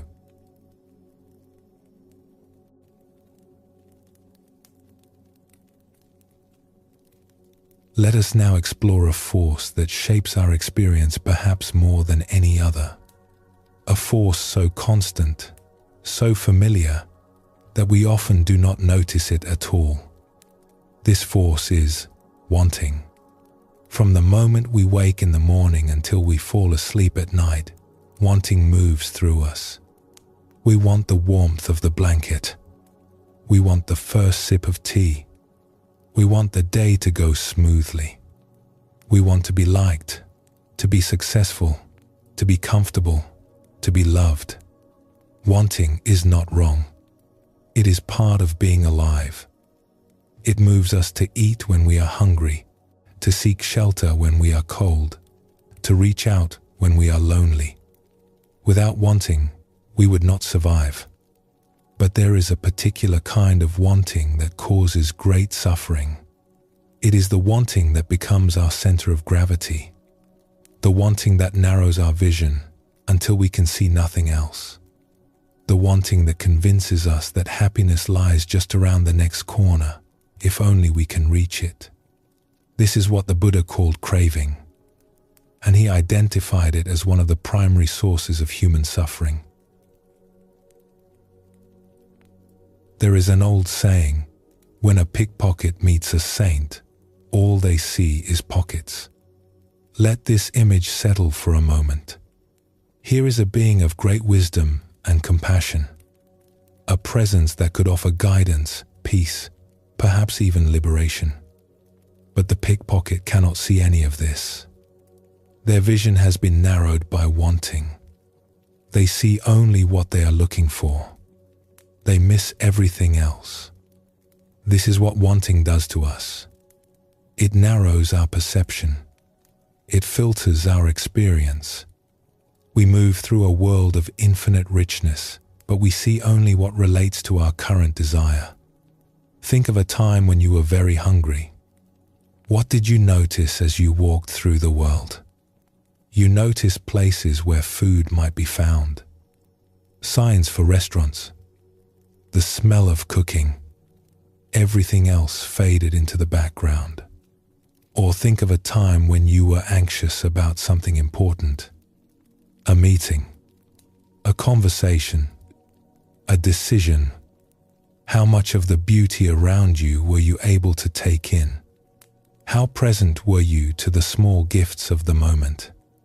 When wanting is strong, the present moment becomes merely a means to an end. We are not here. We are already somewhere else, in an imagined future where the wanting has been satisfied. There is a Tibetan word for this kind of stickiness.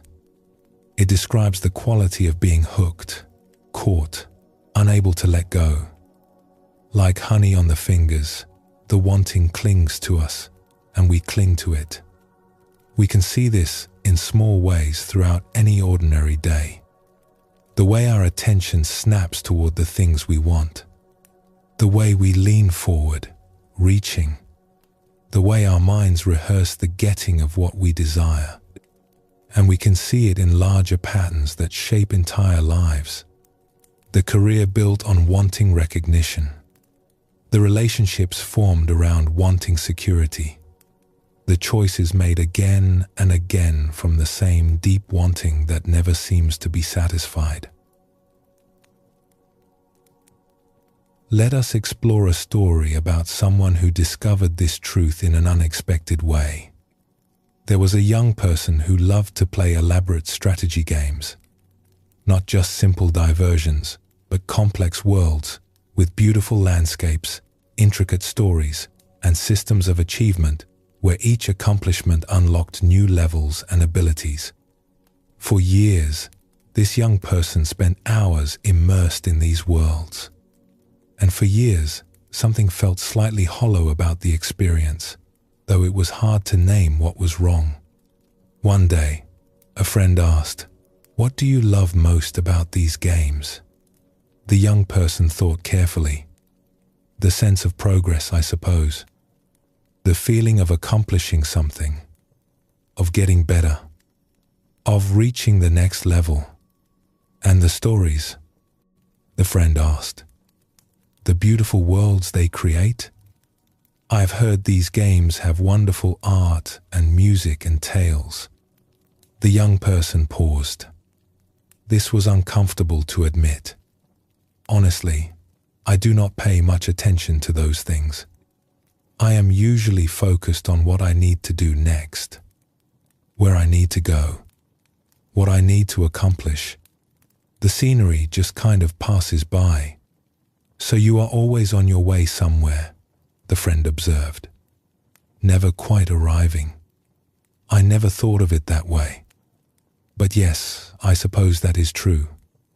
And when you do arrive, when you reach the next level, earn the next achievement, there is a moment of satisfaction," the young person said slowly. "But it fades quickly. And then I am looking toward the next thing. So the game is not really about playing," the friend said gently. "It is about always wanting what comes next." This conversation stayed with the young person for a long time. It began to reveal something that extended far beyond games. The same pattern was everywhere, always moving toward the next accomplishment, the next purchase, the next experience, rarely resting in what was already here. The Buddha spoke often about this pattern. He called it the hungry ghost realm, a state of being where we are driven by endless craving that can never be satisfied. Imagine a being with a vast, empty belly and a tiny, narrow throat. No matter how much it consumes, it can never take in enough to feel full. It is always hungry, always reaching, always wanting more. This is a vivid image of what happens when wanting takes over. We achieve something, and for a moment there is relief. But the relief fades quickly, and the wanting returns. We acquire something, and briefly we are satisfied. But soon the satisfaction dims, and we are looking for the next thing. This is not a moral failing. It is simply how the mind works when it is caught in craving. The temporary nature of satisfaction is built into the system. No external thing can permanently fill the emptiness, because the emptiness is not really about the things at all. A teacher once illustrated this with a simple question. Think of something you wanted very much, the teacher said to a student. Something you finally got. A home of my own, the student said. I dreamed of it for years. And when you got it? How long did the satisfaction last? The student thought carefully. A few weeks, perhaps. Maybe a month. I was so happy at first. I would walk through the rooms just feeling grateful. But then it became normal. The wanting was gone, but so was the joy. And then what happened? Then I started wanting to improve it. New furniture, a better garden, repairs and renovations. The wanting started again, just directed at different things. So the wanting did not end when you got what you wanted, the teacher observed. It simply found a new object. Yes, the student admitted. It seems the wanting itself is endless. Now you are seeing clearly, the teacher said. The wanting is not really about the objects. The objects are just screens onto which we project the wanting. The wanting itself is a habit of mind. It will continue as long as we believe that the next thing will finally bring lasting peace. But nothing ever does, the student said. Nothing external, no. The peace you are seeking is not in any object. It is in the stillness that remains when wanting rests. There is a difference between healthy aspiration and addictive craving. This is an important distinction. Healthy aspiration moves towards something meaningful. It has energy and direction, but it does not grip. It can work toward a goal while still being present to the journey. It can want something without being possessed by the wanting. Addictive craving is different. It takes over. It narrows vision. It sacrifices the present moment for an imagined future that never quite arrives. And when it gets what it wants, the satisfaction is fleeting, quickly replaced by the next craving. The difference is not always in what we want, but in how we hold the wanting. A gardener may work for years to cultivate a beautiful garden. If the gardener is present to each day's work, finding joy in the soil and the seeds and the slow unfolding, this is healthy aspiration. The goal gives direction, but the journey is where life is lived. But if the gardener is always impatient, always dissatisfied with the current state, always focused on how the garden should look rather than how it does look, this is craving.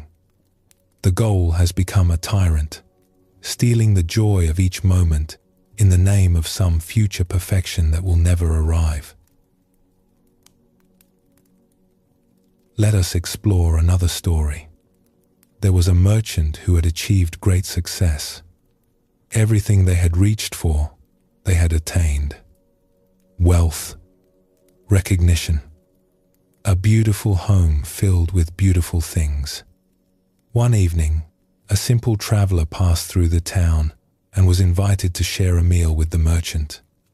"You must be very happy," the traveler said, looking around at the fine surroundings. "You have achieved so much." The merchant was quiet for a moment. "I should be happy. I know I should. But if I am honest, I am not." "Tell me more," the traveler said. "When I was young and had nothing, I was certain that wealth would bring happiness. So I worked, and I became wealthy. But happiness did not come. I thought perhaps I needed more. So I worked harder, and I gained more. Still, no happiness. And now? Now I have more than I ever imagined. And I feel emptier than I did when I started. There is a hunger in me that nothing seems to fill. I have spent my whole life feeding it, and it only grows larger." The traveler nodded slowly. "You have discovered something important, even if it does not feel that way. You have discovered that the hunger cannot be fed from the outside." "Then how can it be fed?" the merchant asked. "It cannot be fed at all," the traveler said. "It can only be seen through. The hunger is not real in the way you think it is. It is a habit of mind, a pattern that keeps spinning. When you stop trying to fill it and simply observe it, something begins to shift." "That sounds very difficult." "It is simpler than you might think," the traveler said. "But it requires a willingness to stop running, to sit still, to let the wanting be there without acting on it, and to notice that you are still alive, still whole, even when the wanting is not being fed."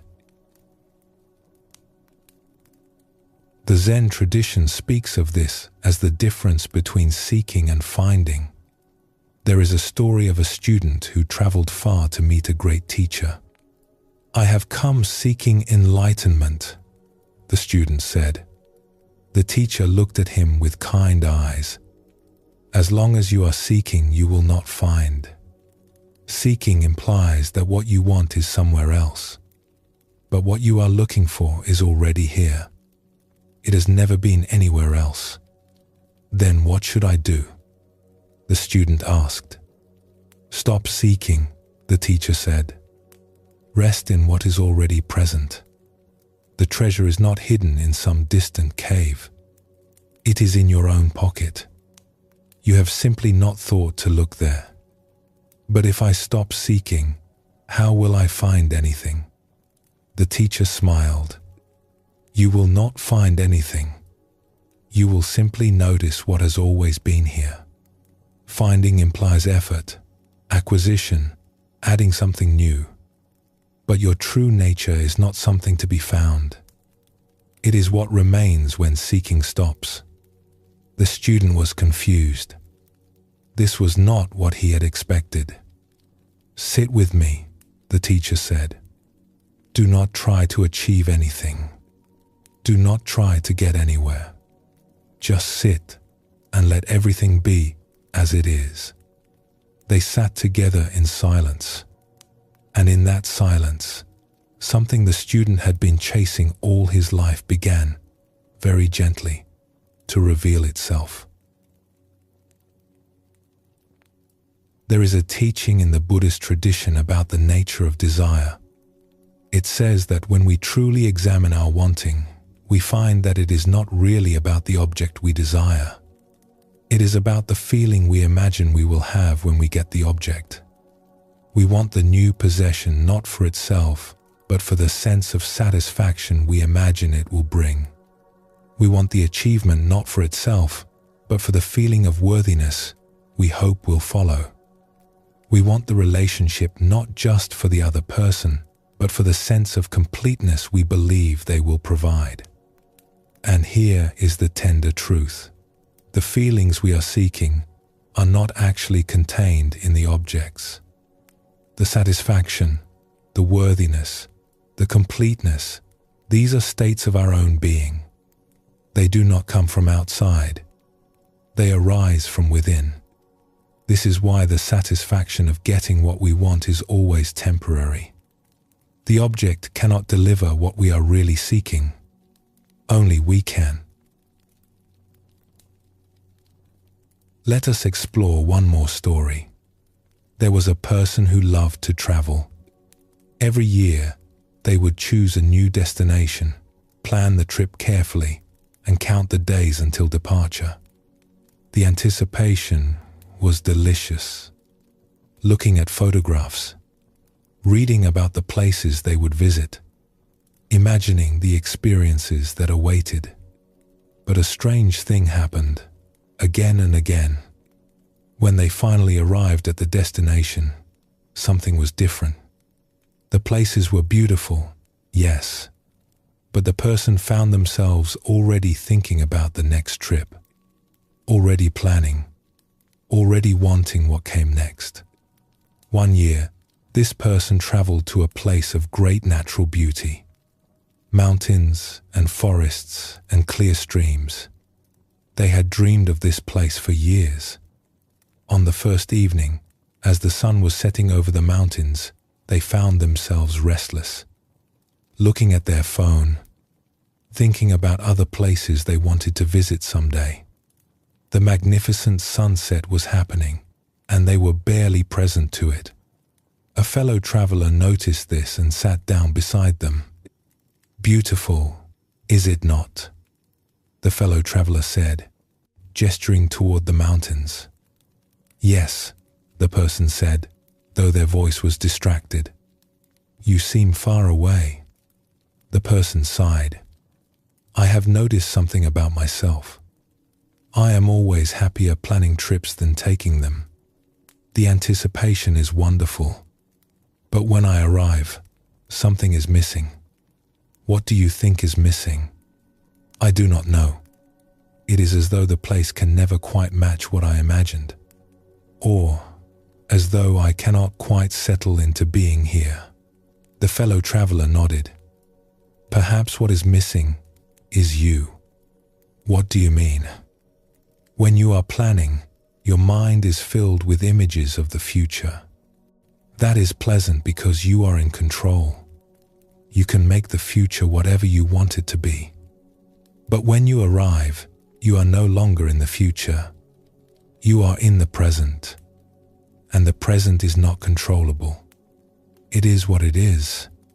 So I am always escaping the present," the person said, slowly. "Perhaps. The mind can become addicted to anticipation. It can find the present moment dull by comparison, because the present does not offer the same excitement as imagining what might be. But here is the secret. The present moment is where life actually happens.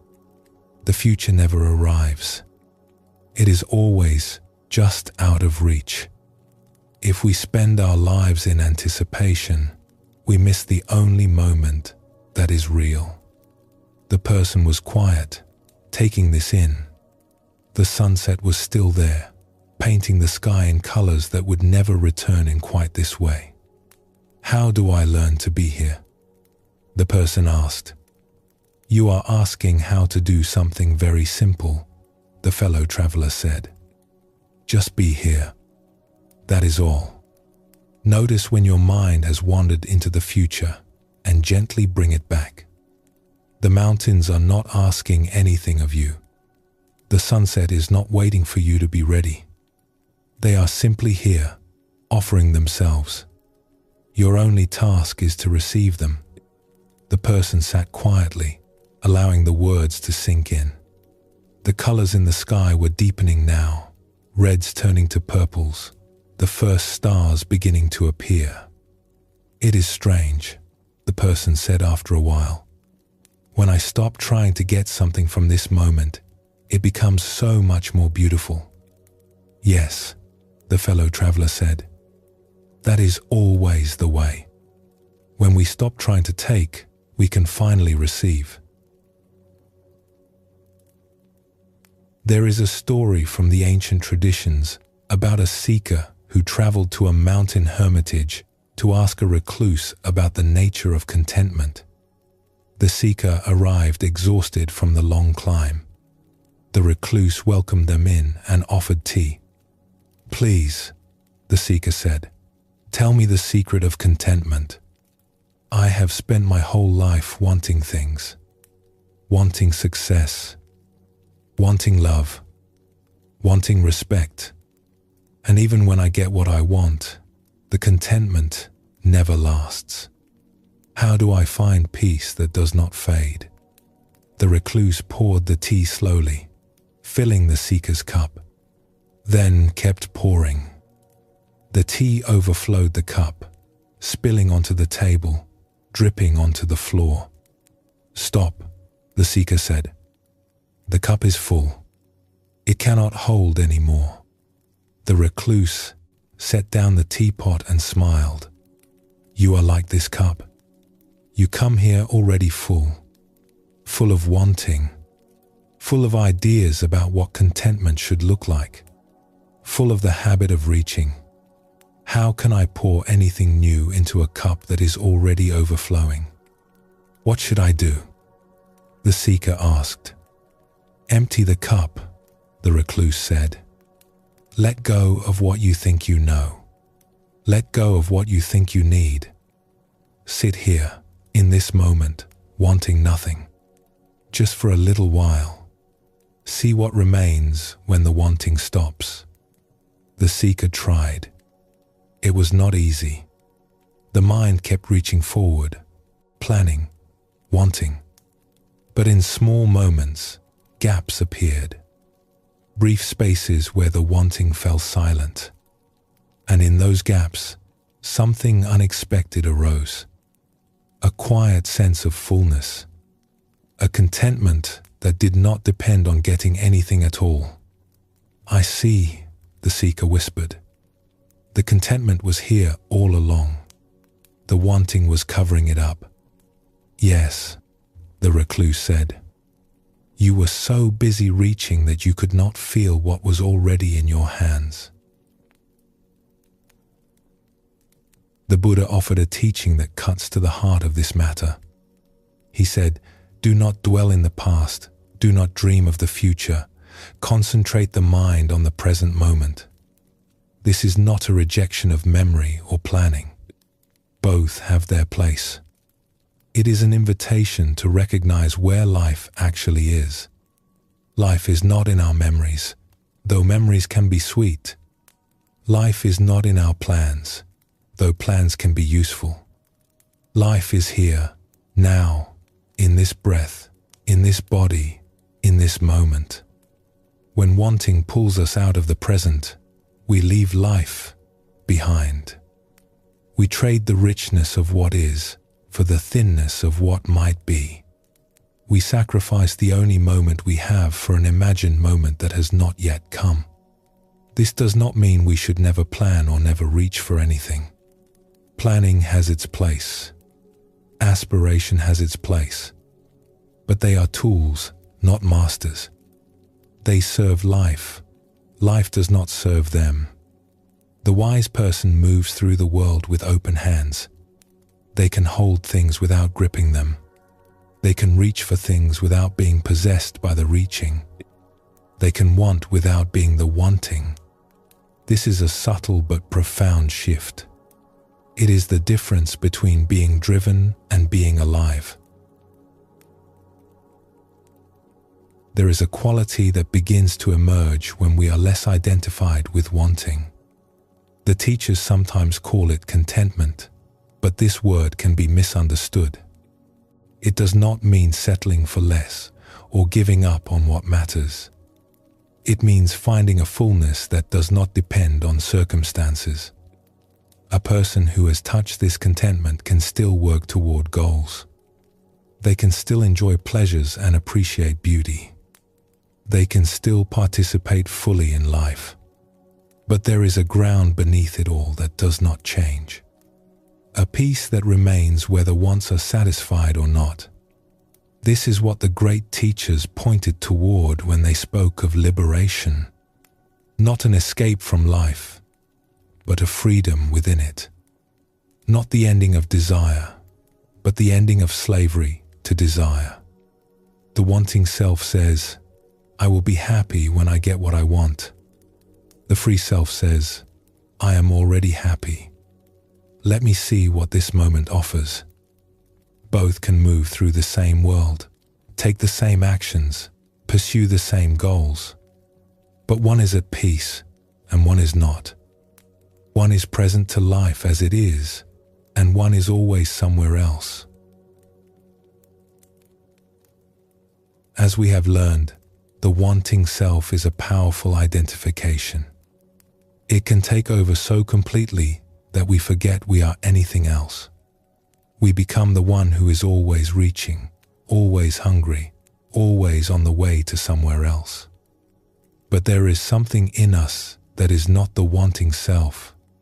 There is an awareness that can observe the wanting without being lost in it. There is a presence that remains, even when the cravings fall silent. This presence is not against wanting. It does not judge or condemn. It simply sees clearly. And in that clear seeing, the grip of wanting naturally loosens. We can still move toward what matters. We can still have preferences and goals, but we are no longer possessed by them. We are no longer convinced that happiness lies just around the corner, always out of reach. Happiness, it turns out, is not around the corner. It is here, in this moment, available whenever we stop chasing it and simply allow ourselves to be.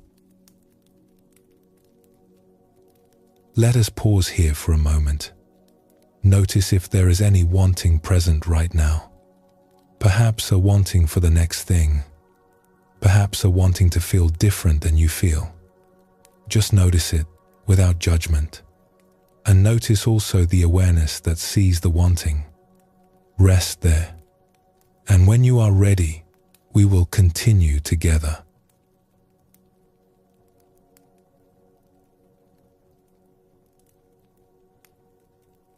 There is a gesture the heart makes when something is unwanted.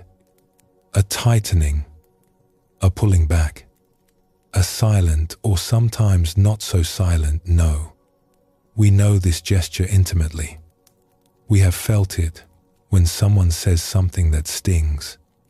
We have felt it when we look in the mirror and do not like what we see. We have felt it when fear grips us, when anger flares, when shame whispers its cruel assessments. If wanting is the hand that reaches, this is the hand that pushes away. And it shapes us just as powerfully, perhaps even more so. Because while wanting pulls us toward imagined futures, this force often traps us in painful pasts, in stories of hurt and wrong, in identities built on what we reject and resist. This pushing away takes many forms. It can appear as fear, as anger, as judgment, as shame. It can be loud and explosive, or quiet and persistent. It can be directed outward at others, or inward at ourselves. What all forms of aversion share is a fundamental stance of no. No to what is happening. No to how things are. No to this person, this situation, this feeling, this moment. And like wanting, aversion creates a strong sense of self. When we are caught in fear, there is a frightened one at the center of experience. When we are caught in anger, there is an angry one. When we are caught in shame, there is a shameful one. This self feels very solid, very real. It can take over so completely that we forget we are anything else. The whole world contracts around the aversion, and we become it. The Buddha spoke of aversion as one of the three poisons, alongside craving and ignorance. He saw it as a fundamental cause of suffering, not because negative feelings are wrong, but because of what happens when we become identified with them. When we are identified with aversion, we lose our freedom. We become reactive instead of responsive. We see the world through a lens of threat and judgment. We contract into a small, defended self that is always at war with something. And here is the painful irony. The very stance that we hope will protect us actually creates more suffering. We push away what we fear, and the fear grows stronger. We fight against what we hate, and the hate consumes us. We try to escape what shames us, and the shame follows wherever we go. The way out is not through more pushing, more fighting, more escaping. It is through something much gentler and much more courageous. Sometimes the most painful lessons come wrapped in good intentions. There was a person who prided themselves on being helpful. Whenever someone they loved was struggling, They would step in with advice, with solutions, with plans for how to make things better. This felt like love to them. This felt like caring. One day, someone very close to them was going through a difficult time. There had been a loss, and grief was moving through in its own unpredictable way. Sometimes there were tears. Sometimes there was confusion. Sometimes there was just a heavy silence. The helpful person found this hard to witness. They wanted to fix it. They wanted to make the pain go away. "Have you thought about talking to someone?" they suggested. "A professional, I mean. Someone who can help you process this." "I am not ready for that," the grieving one said quietly. "Well, what about joining a group? I have heard there are groups for people going through what you are going through. It might help to know you are not alone. I just need some time." "But time is passing, and you do not seem to be getting better. I am worried about you. I think you need to take some action." The grieving one looked up, and there was something in their eyes that the helpful person had not expected. Not gratitude, not appreciation, something closer to hurt. "I do not need you to fix me," they said. "I need you to just be with me. Can you do that? Can you just sit here without trying to make it different?" The words landed like a stone in the helpful person's chest. They wanted to defend themselves, to explain that they were only trying to help. But something stopped them. Some part of them knew that the grieving one was right. They sat in silence for a long moment. Then the helpful person said, quietly, "I am sorry. I did not mean to make you feel like a problem to be solved." "I know you meant well," the grieving one said. "But meaning well is not the same as being present. Sometimes the most loving thing is to just let someone feel what they feel." After that conversation, the helpful person went home. And that is when the aversive self took over. The thoughts began almost immediately. How could I be so insensitive? I know better than this. I talk about presence. I value listening. And then when it mattered most, I did exactly what I know not to do. The feeling in the chest was heavy, sharp, constricting, a kind of stabbing ache that seemed to say, "You are not who you thought you were. You are not as kind as you believed. Something is wrong with you." This is what the teachers call the collapse into bad personhood. We make a mistake, and instead of simply acknowledging it and learning from it, we turn it into an identity. We become the bad one, the failure, the one who always gets it wrong. The helpful person lay awake that night, replaying the conversation again and again. Each replay made it worse. Each replay confirmed the judgment. I am a bad friend. I am a bad person. How could I? There is something important to understand about this kind of self-judgment. It feels like accountability. It feels like taking responsibility. It feels like the appropriate response to having caused harm. But it is not actually helpful. It does not repair the relationship. It does not make us more likely to do better next time. It simply traps us in a painful loop of self-rejection. The Zen teacher Shunryu Suzuki once said, "The most important thing is to find out what is the most important thing. When we have caused harm, what is the most important thing? Is it to punish ourselves?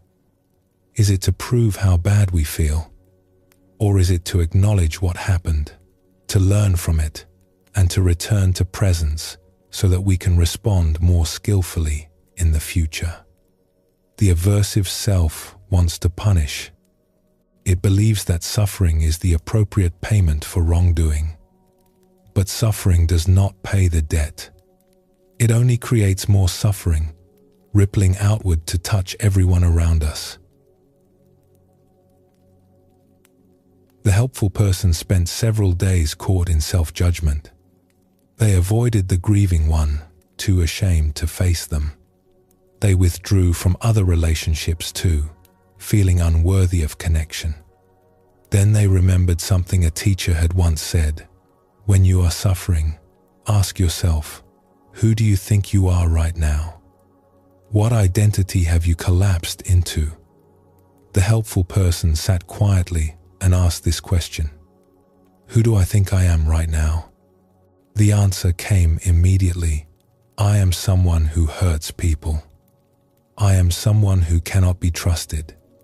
I am someone who fails at the things that matter most. And then a gentler question arose: is this who I really am? Is this the whole truth? Something softened.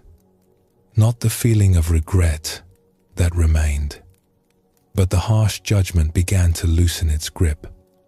The helpful person began to see that they had made a mistake, yes. They had been unskillful, yes. But they were not a bad person. They were a person who had acted from habit, from anxiety, from a misguided wish to help. This is an important distinction. There is a difference between acknowledging a mistake and turning it into an identity. One leads to growth. The other leads to paralysis. The aversive self has two main directions it can turn. It can turn outward in anger and judgment toward others, or it can turn inward in anger and judgment toward ourselves. When it turns outward, we see a world full of threats and enemies. People become problems to be solved or obstacles to be overcome. We find ourselves in constant conflict, defending our position, attacking others who we perceive as wrong. When it turns inward, we become our own worst enemy. We criticize ourselves relentlessly. We hold ourselves to impossible standards. We replay our failures and dismiss our successes. We live under a cloud of shame that colors everything. Both directions cause suffering. Both directions create a tight, contracted sense of self. And both directions obscure our true nature, which is not fundamentally angry or fundamentally ashamed. Fear is perhaps the most primal form of aversion. It is the pushing away of what might harm us, the contraction against threat. In its original form, fear was a gift. It kept our ancestors alive. It alerted them to danger, prepared their bodies to fight or flee, ensured the survival of the species. But in modern life, fear often runs far beyond its usefulness. We fear not just physical threats but social ones. We fear rejection, failure, embarrassment, loss of status. We fear what others think of us. We fear our own inadequacy. We fear that we are not enough and never will be. And this fear, when it becomes our center of gravity, shapes our entire experience of life. We hold back from taking risks. We stay in situations that no longer serve us. We live small lives, bounded by the walls of what we are afraid might happen. A person once spoke to a teacher about this kind of fear. "I have so many things I want to do," they said. "But I am afraid. Afraid of failing. Afraid of looking foolish. Afraid that I am not talented enough or smart enough or strong enough. The fear stops me before I even begin." "Tell me about this fear," the teacher said. "Where do you feel it in your body?" "In my chest and my stomach. A kind of tightness, a clenching. And when the fear is strong, What do you believe about yourself? That I am small. That I cannot handle what might happen. That something terrible will occur if I step forward. These beliefs, the teacher said, are they true? They feel true when I am afraid. Yes, feelings are convincing. But feelings are not facts. You have survived everything that has happened to you so far. You have handled difficulties you never thought you could handle. You are stronger than the fear tells you. But what if I fail? You will fail, the teacher said simply. Everyone fails. Failure is how we learn. The question is not whether you will fail, but whether you will let the fear of failure stop you from living. The person was quiet, taking this in. The fear will probably not go away, the teacher continued. But you do not have to wait for fearlessness to act. You can feel the fear and move forward anyway. You can be afraid and still be brave. In fact, that is the only kind of bravery there is. Consider someone who struggled with anger. It had been with them since childhood, this quick flame that could ignite at the smallest provocation. Over the years, it had cost them relationships, opportunities, peace of mind.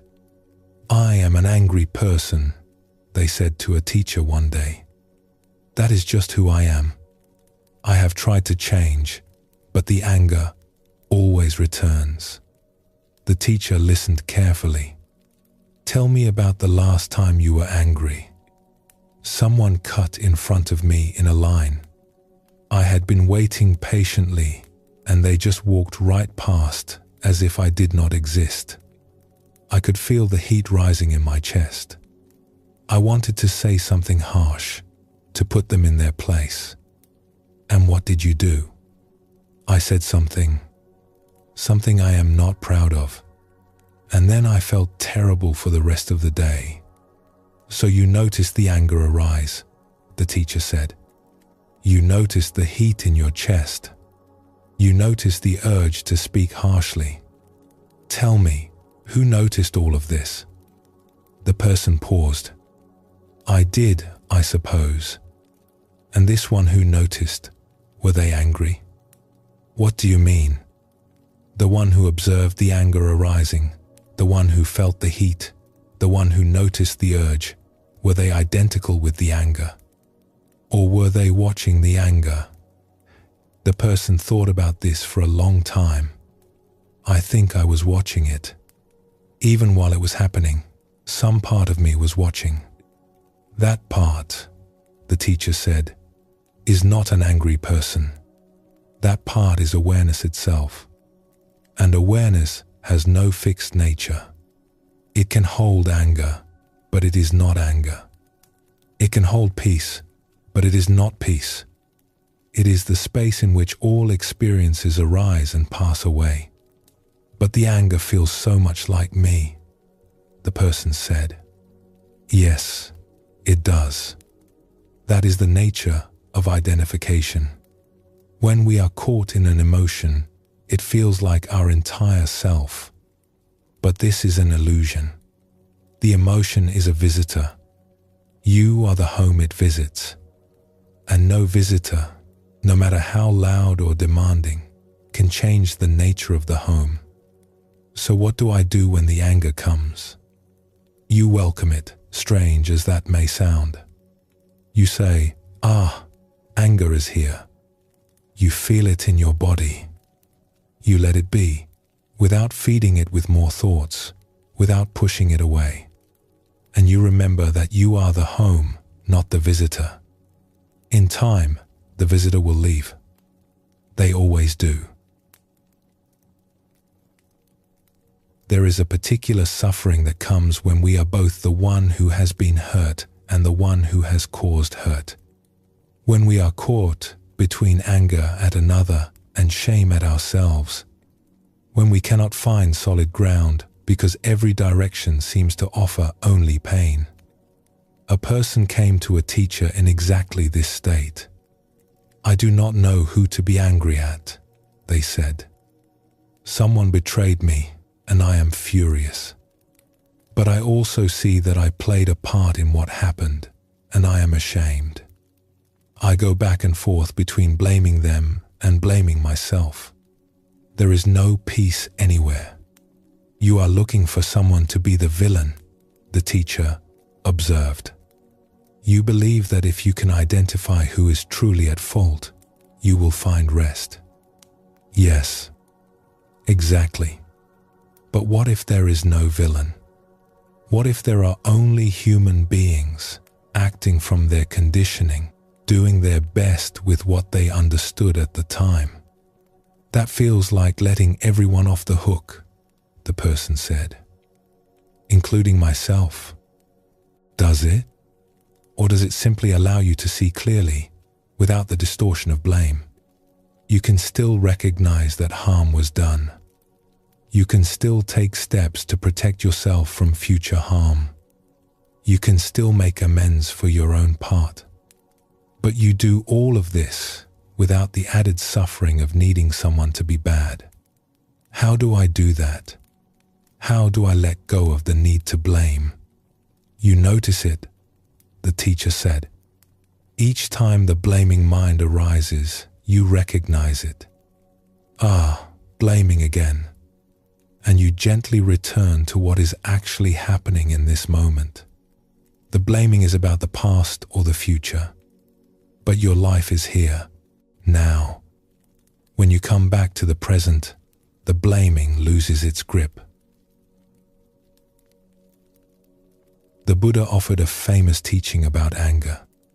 He said, "Holding on to anger is like grasping a hot coal with the intent of throwing it at someone else.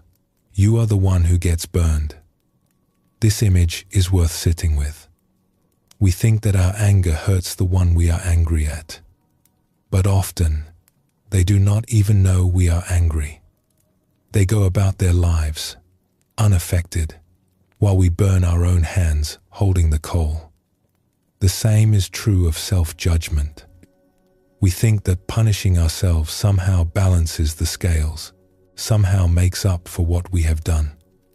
But the scales do not care about our suffering. Only we suffer. Only we burn. Letting go of the coal is not the same as saying what happened was okay. It is simply recognizing that holding on to it hurts only us. We can put it down. We can tend to our burned hands. We can learn from what happened without continuing to wound ourselves. There is a practice that many teachers offer for working with the aversive self. It is not a technique to make difficult feelings go away. It is a way of being with them that allows them to move through naturally. The practice begins with recognition. We notice that we are caught. We notice the contraction in the body, the heaviness in the heart, the stories in the mind. We simply acknowledge something is here. Some form of aversion has arisen. Then we name it gently. This is suffering. This is pain. Not my pain, but the pain. Not personal failure, but the universal experience of a human heart in distress. Then we ask, how do I want to relate to this? Not how do I get rid of it, but how do I meet it? What would it be like to meet this pain with kindness instead of more aversion? This is the crucial turn. Usually, when we feel something painful, we add aversion to it. We judge ourselves for feeling it. We fight against it. We try to escape. And all of this adds more suffering to the original pain. But what if we could meet the pain with gentleness? What if we could hold our own suffering the way we would hold a dear friend who is hurting? We come back now to the helpful person from our earlier story. The helpful person, after sitting with the question of identity, began to feel something transform. The harsh self-judgment was still there, but it was no longer the whole of their experience. There was also an awareness watching the judgment, and that awareness was not judging. They placed a hand on their heart, a simple gesture of kindness. "This is hard," they said quietly to themselves. "I made a mistake, and it hurts. I hurt someone I love, and that is painful to acknowledge." Something in the chest began to soften. Not the regret itself, but the layer of harshness around it. "I really wanted to help," they continued. "I really wanted to ease their pain." That wanting came from love, even if the action that followed was unskillful. More softening. The painful feeling was still there, but it was being held now, not fought against. "I am still learning," they said. "I am still growing." Making mistakes is part of being human. It does not mean I am a bad person. It means I am a person. And then the deepest question arose again, but this time with gentleness. Is this mistake who I really am? And the answer came, not as words, but as a felt sense. No, this is something that happened. It is not who I am. The helpful person sat for a while longer in this new spaciousness. The pain was still there, but it was no longer suffocating. There was room around it. There was air. There was even, strangely, a kind of tenderness. Later that day, they reached out to the grieving one.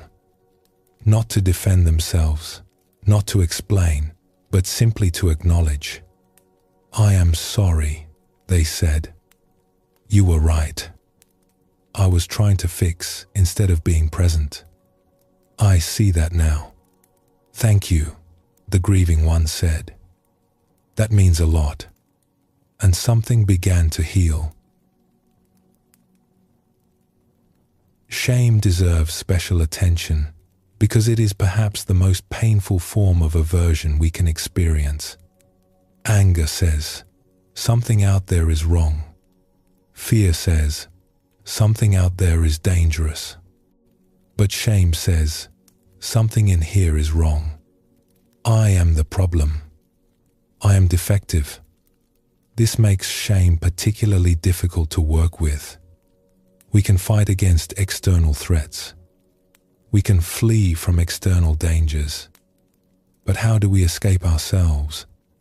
The answer, paradoxically, is that we stop trying to escape. We turn toward the shame instead of away from it. We bring to it the same kindness we would bring to a frightened child. A person who had carried shame for many years once described their healing this way. "For so long, I believed the shame. I believed that there was something fundamentally wrong with me, something that could never be fixed. I spent my life trying to hide it, trying to prove that I was okay, trying to be perfect so that no one would see the defect. But the hiding never worked. The shame just grew stronger in the darkness. It fed on secrecy and silence.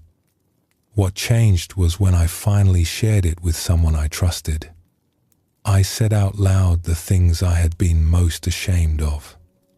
And instead of rejection, I received compassion. Instead of disgust, I received understanding. In that moment, something shifted. The shame did not disappear entirely, but it lost its power. It was no longer a secret. It was just a part of my story, a part that could be held with kindness instead of hidden in fear. This is often how shame heals.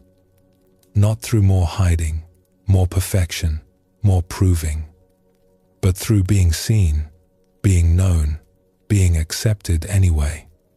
Through discovering that we are not alone in our struggles, that everyone carries wounds, that our imperfections are what make us human.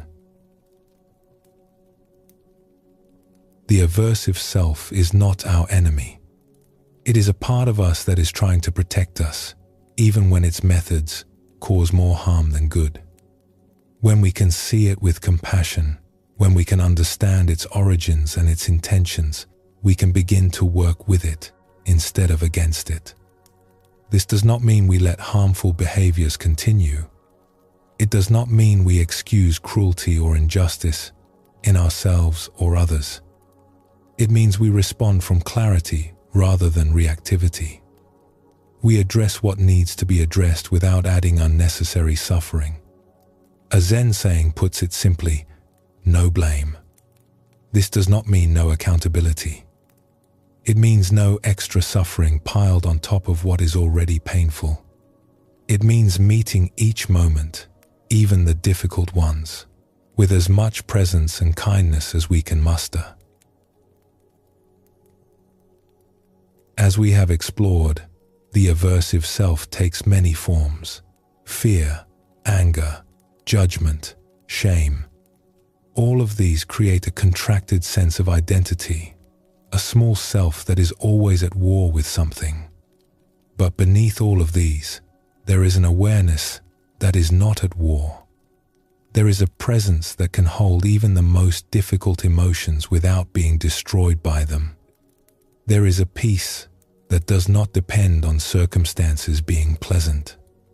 This is what we are invited to discover, not by fighting the aversive self, but by meeting it with kindness, not by trying to escape our difficult feelings, but by learning to be the sky that holds all weather. Let us pause here for a moment. If there is any aversion present in you right now, any tension or judgment or resistance, simply notice it. And remember that you are the awareness that notices, not the aversion itself. When you are ready, we will continue together.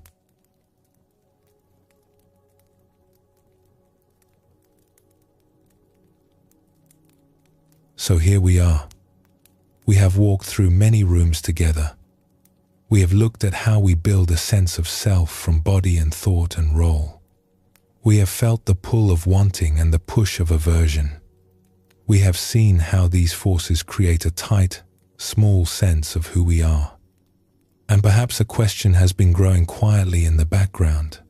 What do we do with all of this? How do we actually find freedom, not just understand it? This is what we explore now. Not more concepts, but a way of being with our experience that opens the door to something larger. There is an image that may be helpful here. Imagine the ocean.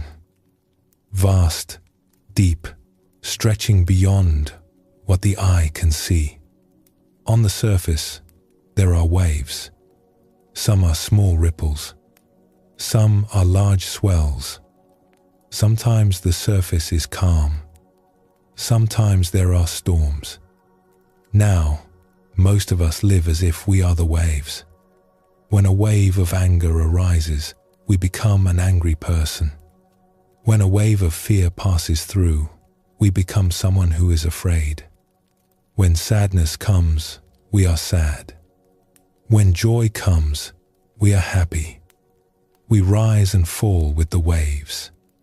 We are tossed about by whatever is moving on the surface. But here is the thing. We are not only the waves. We are also the ocean. The ocean does not stop being the ocean when a storm passes through. It does not become something else when the waves are high. It simply holds whatever is happening on the surface, and in its depths, it remains still. This is not just a nice idea. It points to something we can actually experience. There is a stillness in us that is not disturbed by the movements of thought and emotion. There is a depth that remains, even when the surface is wild. The question is, how do we find this depth? How do we stop being tossed by every wave and learn to rest in what we truly are? The answer is simpler than we might expect. We do not find the ocean by rejecting the waves. We find it by going into the waves completely. This sounds strange at first.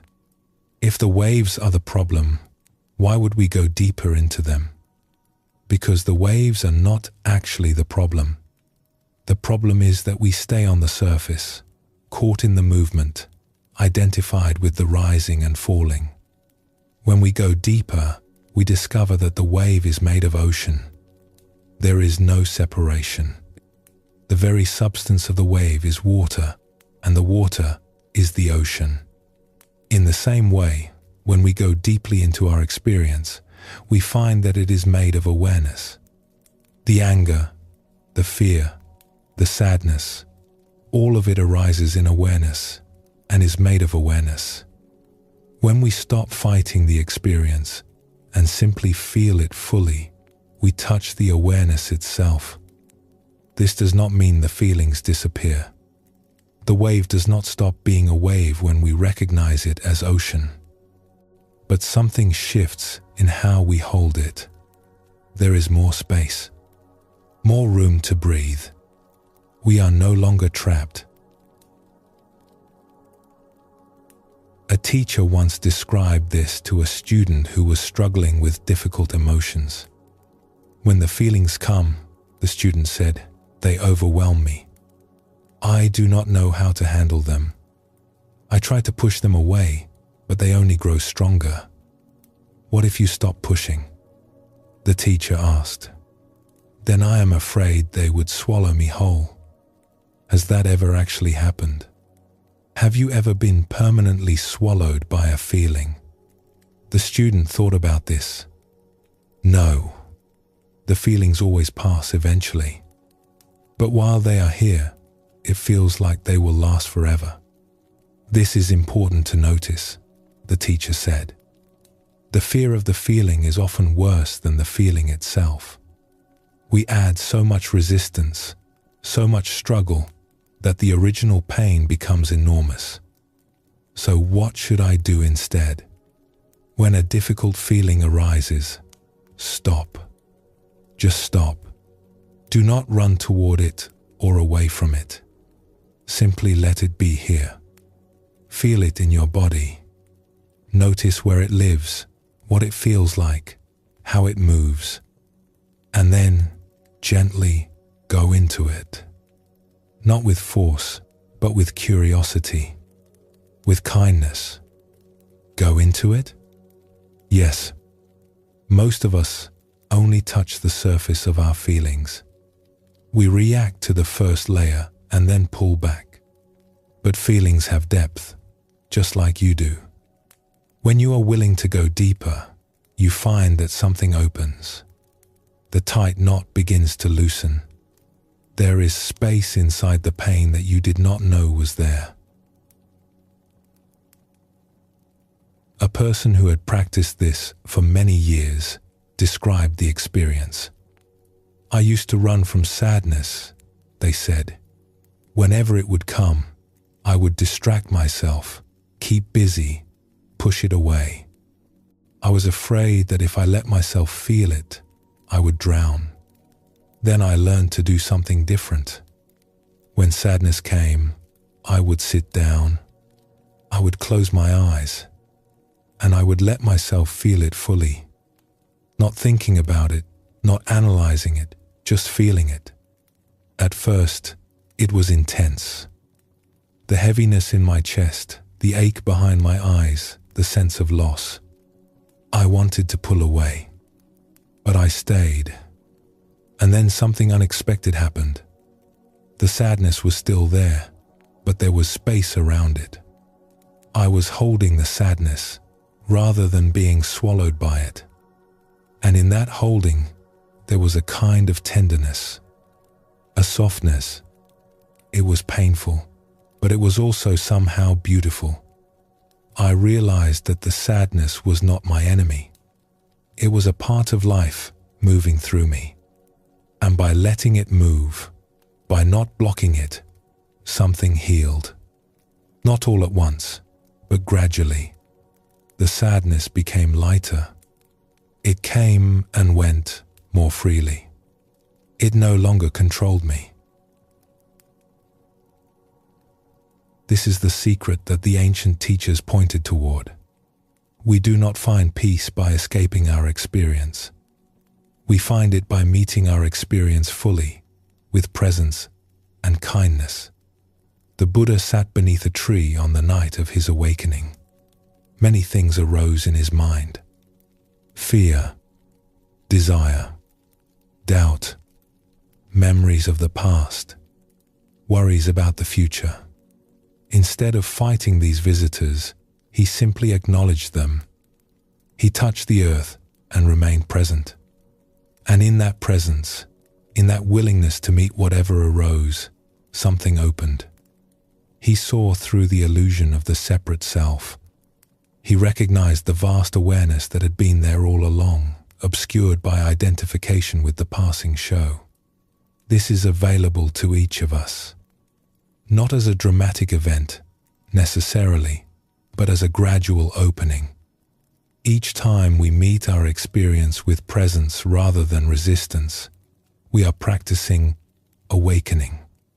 Each time we feel a difficult emotion fully, without running, we are discovering the ocean beneath the waves. There is a simple way to begin this. It starts with recognition.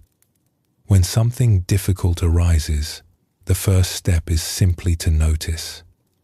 Oh, something is happening here. There is tightness in my chest.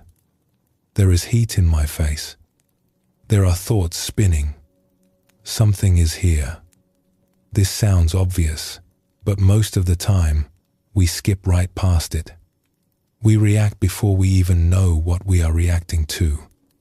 We are already yelling, already withdrawing, already planning our escape before we have paused to see what is actually present. So the first step is just to stop, to pause, to recognize that something is arising. The second step is to name it gently, not with clinical labels, but with kindness. This is hard. This hurts. This is suffering. There is something powerful in naming our experience this way. It creates a small distance, a bit of breathing room. We are no longer completely swallowed by the feeling. We are the one who can observe and name it. And then comes the most important step. We ask ourselves, how do I want to meet this? Usually, we meet difficulty with more difficulty. We add resistance to pain. We add judgment to fear. We pile suffering on top of suffering. But we have a choice. We can meet the pain with kindness instead. We can hold our own suffering the way we might hold a child who is hurting. This is not weakness. It is not self-indulgence. It is the beginning of freedom. A woman shared her experience of learning this. I had always been hard on myself, she said. Whenever I made a mistake, I would criticize myself harshly. I thought this was how you improved, by being strict with yourself. But it never worked. The criticism just made me feel worse, which made me more likely to make mistakes, which gave me more to criticize. It was a cycle that never ended. Then someone suggested I try something different. When the criticism came, instead of believing it, I should notice it. And then I should ask, would I speak to a friend this way? Would I say these things to someone I loved? The answer was always no. I would never be so cruel to someone else. Why was I being so cruel to myself? So I began to experiment. When I noticed the critical voice, I would pause, and I would try to speak to myself the way I would speak to a dear friend. Gently, with understanding, with compassion. It felt strange at first, almost fake. But over time, something changed. The criticism did not disappear, but it lost its power. I could hear it without believing it. And in the space that opened, there was room for kindness. There is something important to understand here. This is not about being passive or allowing harmful things to continue. It is not about suppressing our natural responses or pretending that everything is fine. When action is needed, we act. When boundaries need to be set, we set them. When something is wrong, we address it. But we can do all of this from presence rather than from reactivity. We can respond to life from the depth of who we are rather than being tossed about on the surface. A parent once asked a teacher about this. "My child does things that make me angry," the parent said. "Are you saying I should not feel the anger?" "Not at all," the teacher said. "The anger is natural. It arises to protect, to set limits, to communicate that something is not okay. The question is not whether you feel it, but how you relate to it." "What do you mean?" "When anger arises, you can be consumed by it. You can become anger, lose yourself in it, say and do things you later regret. Or you can feel the anger fully while remaining present. You can let it inform you without letting it control you. From that place, you can respond to your child clearly and firmly, without causing harm." "That sounds difficult." "It takes practice," the teacher agreed. "But it is possible, and it changes everything. Your child feels the difference between a parent who is out of control and a parent who is present and clear. One creates fear, the other creates safety." There is an old poem that speaks to this way of being. It says something like this: "Go in and in. Be the space between two cells, the vast silence in which spirit dwells. Go in, and turn away from nothing that you find." This is the invitation. To go deeply into our experience, whatever it is. To find the space that exists within everything. And to turn away from nothing. We are so used to turning away. From pain. From fear. From parts of ourselves we do not like. We spend enormous energy avoiding, suppressing, escaping. But everything we turn away from remains with us, hidden in the shadows. It shapes us from below, influences us in ways we do not see. Only when we turn toward it, when we bring it into the light of awareness, can it begin to transform. A man who had carried anger for many years finally decided to face it. "I was angry at my father," he said. "He had hurt me when I was young, and I had carried that anger my whole life. It colored everything. My relationships, my work, my sense of myself. For years, I thought I was dealing with it by pushing it down. I told myself I had moved on, that the past was the past. But the anger was still there, running things from the basement. Finally, I decided to really look at it. I sat down, alone, and I let myself feel the full weight of it.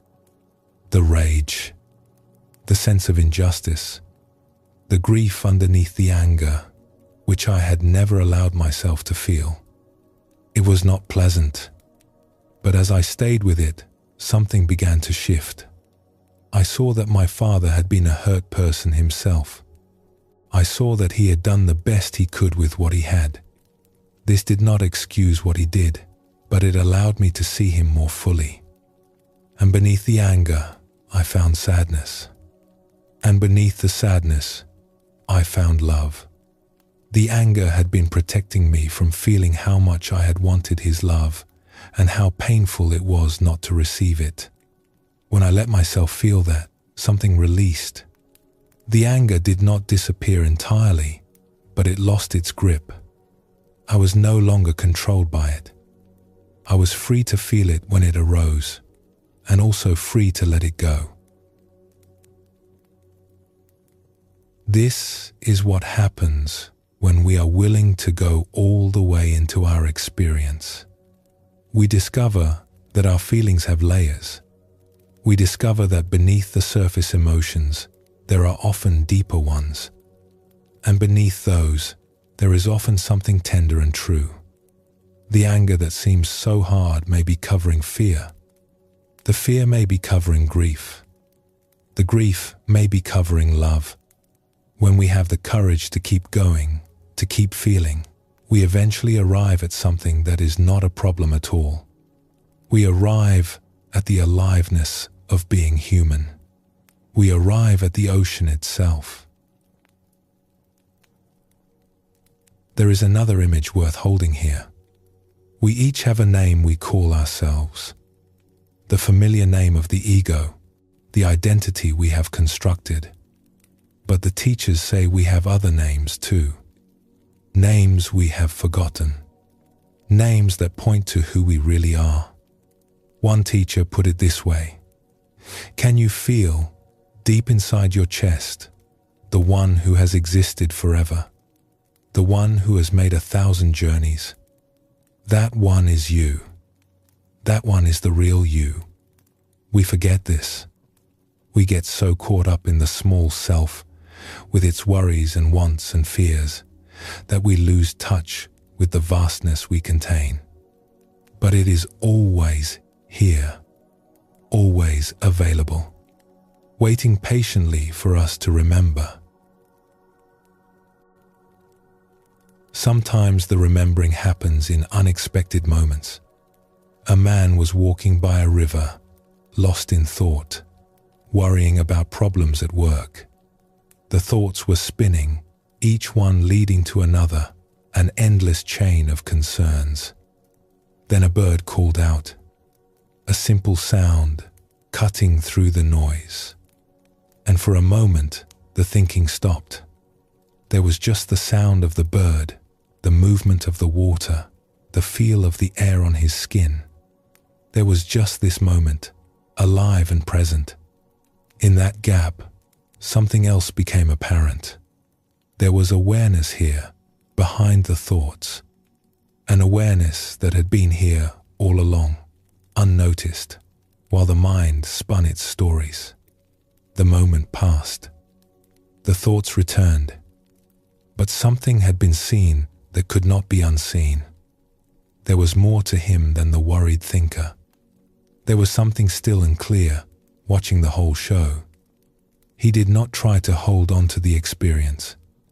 He had learned that grasping for such moments only pushes them away. But he carried with him the knowledge that it was possible. That beneath the surface chatter, there was depth. There was silence. There was peace. This is how it often works. We catch glimpses. We touch something real. And then we return to the familiar patterns of thinking and reacting. Some people get discouraged by this. They think they have failed, that they have lost something precious. But nothing is lost. The ocean does not disappear when clouds cover the sky. Our true nature does not go anywhere when we forget it. It simply waits, patient and unchanging, for the next moment of remembering. A teacher was asked, "How do I stay in awareness all the time?" The teacher laughed gently. You do not stay in awareness. You return to awareness. Again and again. The returning is the practice. The forgetting is not failure. It is simply what happens. The beauty is in the coming back. But I want to be free all the time, the student said. Freedom is not a state you achieve and keep forever, the teacher said. Freedom is available in this moment, and this one, and this one. Each moment you remember, you are free. Each moment you forget, you have another opportunity to remember. This is the rhythm of the path. Do not fight it. Dance with it. An old woman was asked near the end of her life what she had learned. When I was young, she said, I thought I was my body. When the body felt good, I felt good. When it felt bad, I felt bad. I was at the mercy of every ache and pleasure. Then I thought I was my accomplishments. I worked so hard to prove myself, to build something that would last. And some of those things were good. But I was never satisfied. There was always more to do. Then I thought I was my roles. Mother, wife, worker, friend. I poured myself into these, and they gave me meaning. But when the roles changed, when children grew up, and work ended, and friends passed away, I did not know who I was. Finally, I stopped looking for myself in all these places. I stopped asking what I had done or what I had become. I simply sat still and asked, what remains when everything else is gone? And something answered, not in words, just a quiet knowing, a sense of presence that has been here all along, beneath all the noise. That presence is who I am. It was never born and it will never die. Everything else comes and goes. That remains. This is what we have been exploring together. Not a set of ideas to believe, but a truth to discover for ourselves. We are not the tight, small self we have taken ourselves to be. We are something vast, something that contains all of our experience but is not limited to any of it. The Buddha said it simply, you are not your thoughts. You are the awareness that knows the thoughts. When we rest in that awareness, even for a moment, we taste freedom. We see that the waves were never a problem. We were just confused about what we are. There is a powerful reflection worth holding. When we discover who we really are, we do not leave the world behind. We do not float away into some abstract spiritual realm. We come back to this life, this body, this moment, with new eyes. The same tasks await us, the same relationships, the same challenges, but we meet them differently. We meet them from the depth of who we are, rather than from the surface of our reactions. And something beautiful happens. We stop fighting life. We stop needing it to be different. We begin to see that this moment, exactly as it is the only moment there is. And it is enough. A teacher once said, to be of the earth is to know the restlessness of being a seed, the darkness of being planted, the struggle toward the light, the pain of growth into the light, the joy of bursting and bearing fruit, the love of being food for someone, the scattering of your seeds, the turning of the seasons, and the mystery that holds it all. We are part of this great unfolding. We belong to life itself. We always have. The separation we feel, the sense that we are alone, cut off, struggling on our own, this is the illusion we have been examining throughout our time together.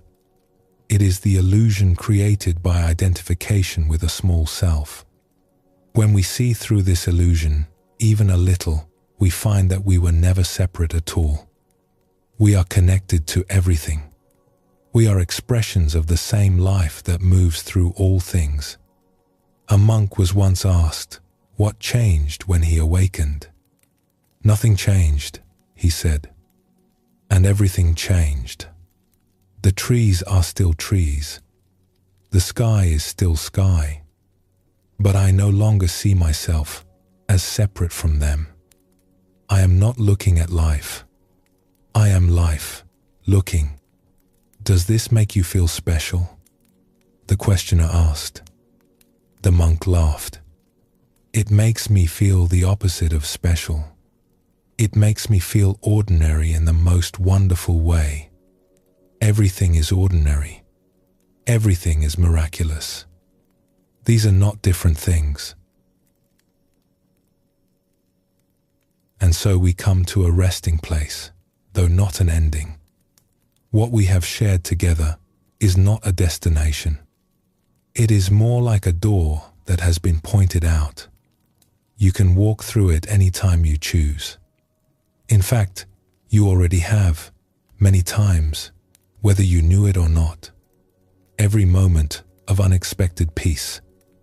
Every time the mind grew quiet without effort. Every glimpse of beauty that stopped you in your tracks.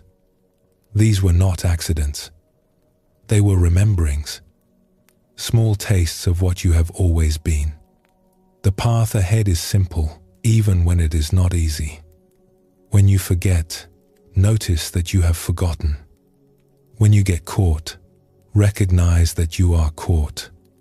And then, gently, without blame, return to presence. Return to this breath. Return to the awareness that has never left you. You do not need to be perfect at this. No one is. The forgetting is part of it. The returning is the practice. Thank you for walking this path with me. Thank you for your willingness to look within, to question what you have assumed, to open to something larger than the familiar stories of self. Whatever arises in your life from here, may you meet it with kindness. May you remember, again and again, the vastness you contain. And may you rest, whenever you need to, in the peace that was never lost. Sleep well, and thank you for joining us here at Sleepy Monk.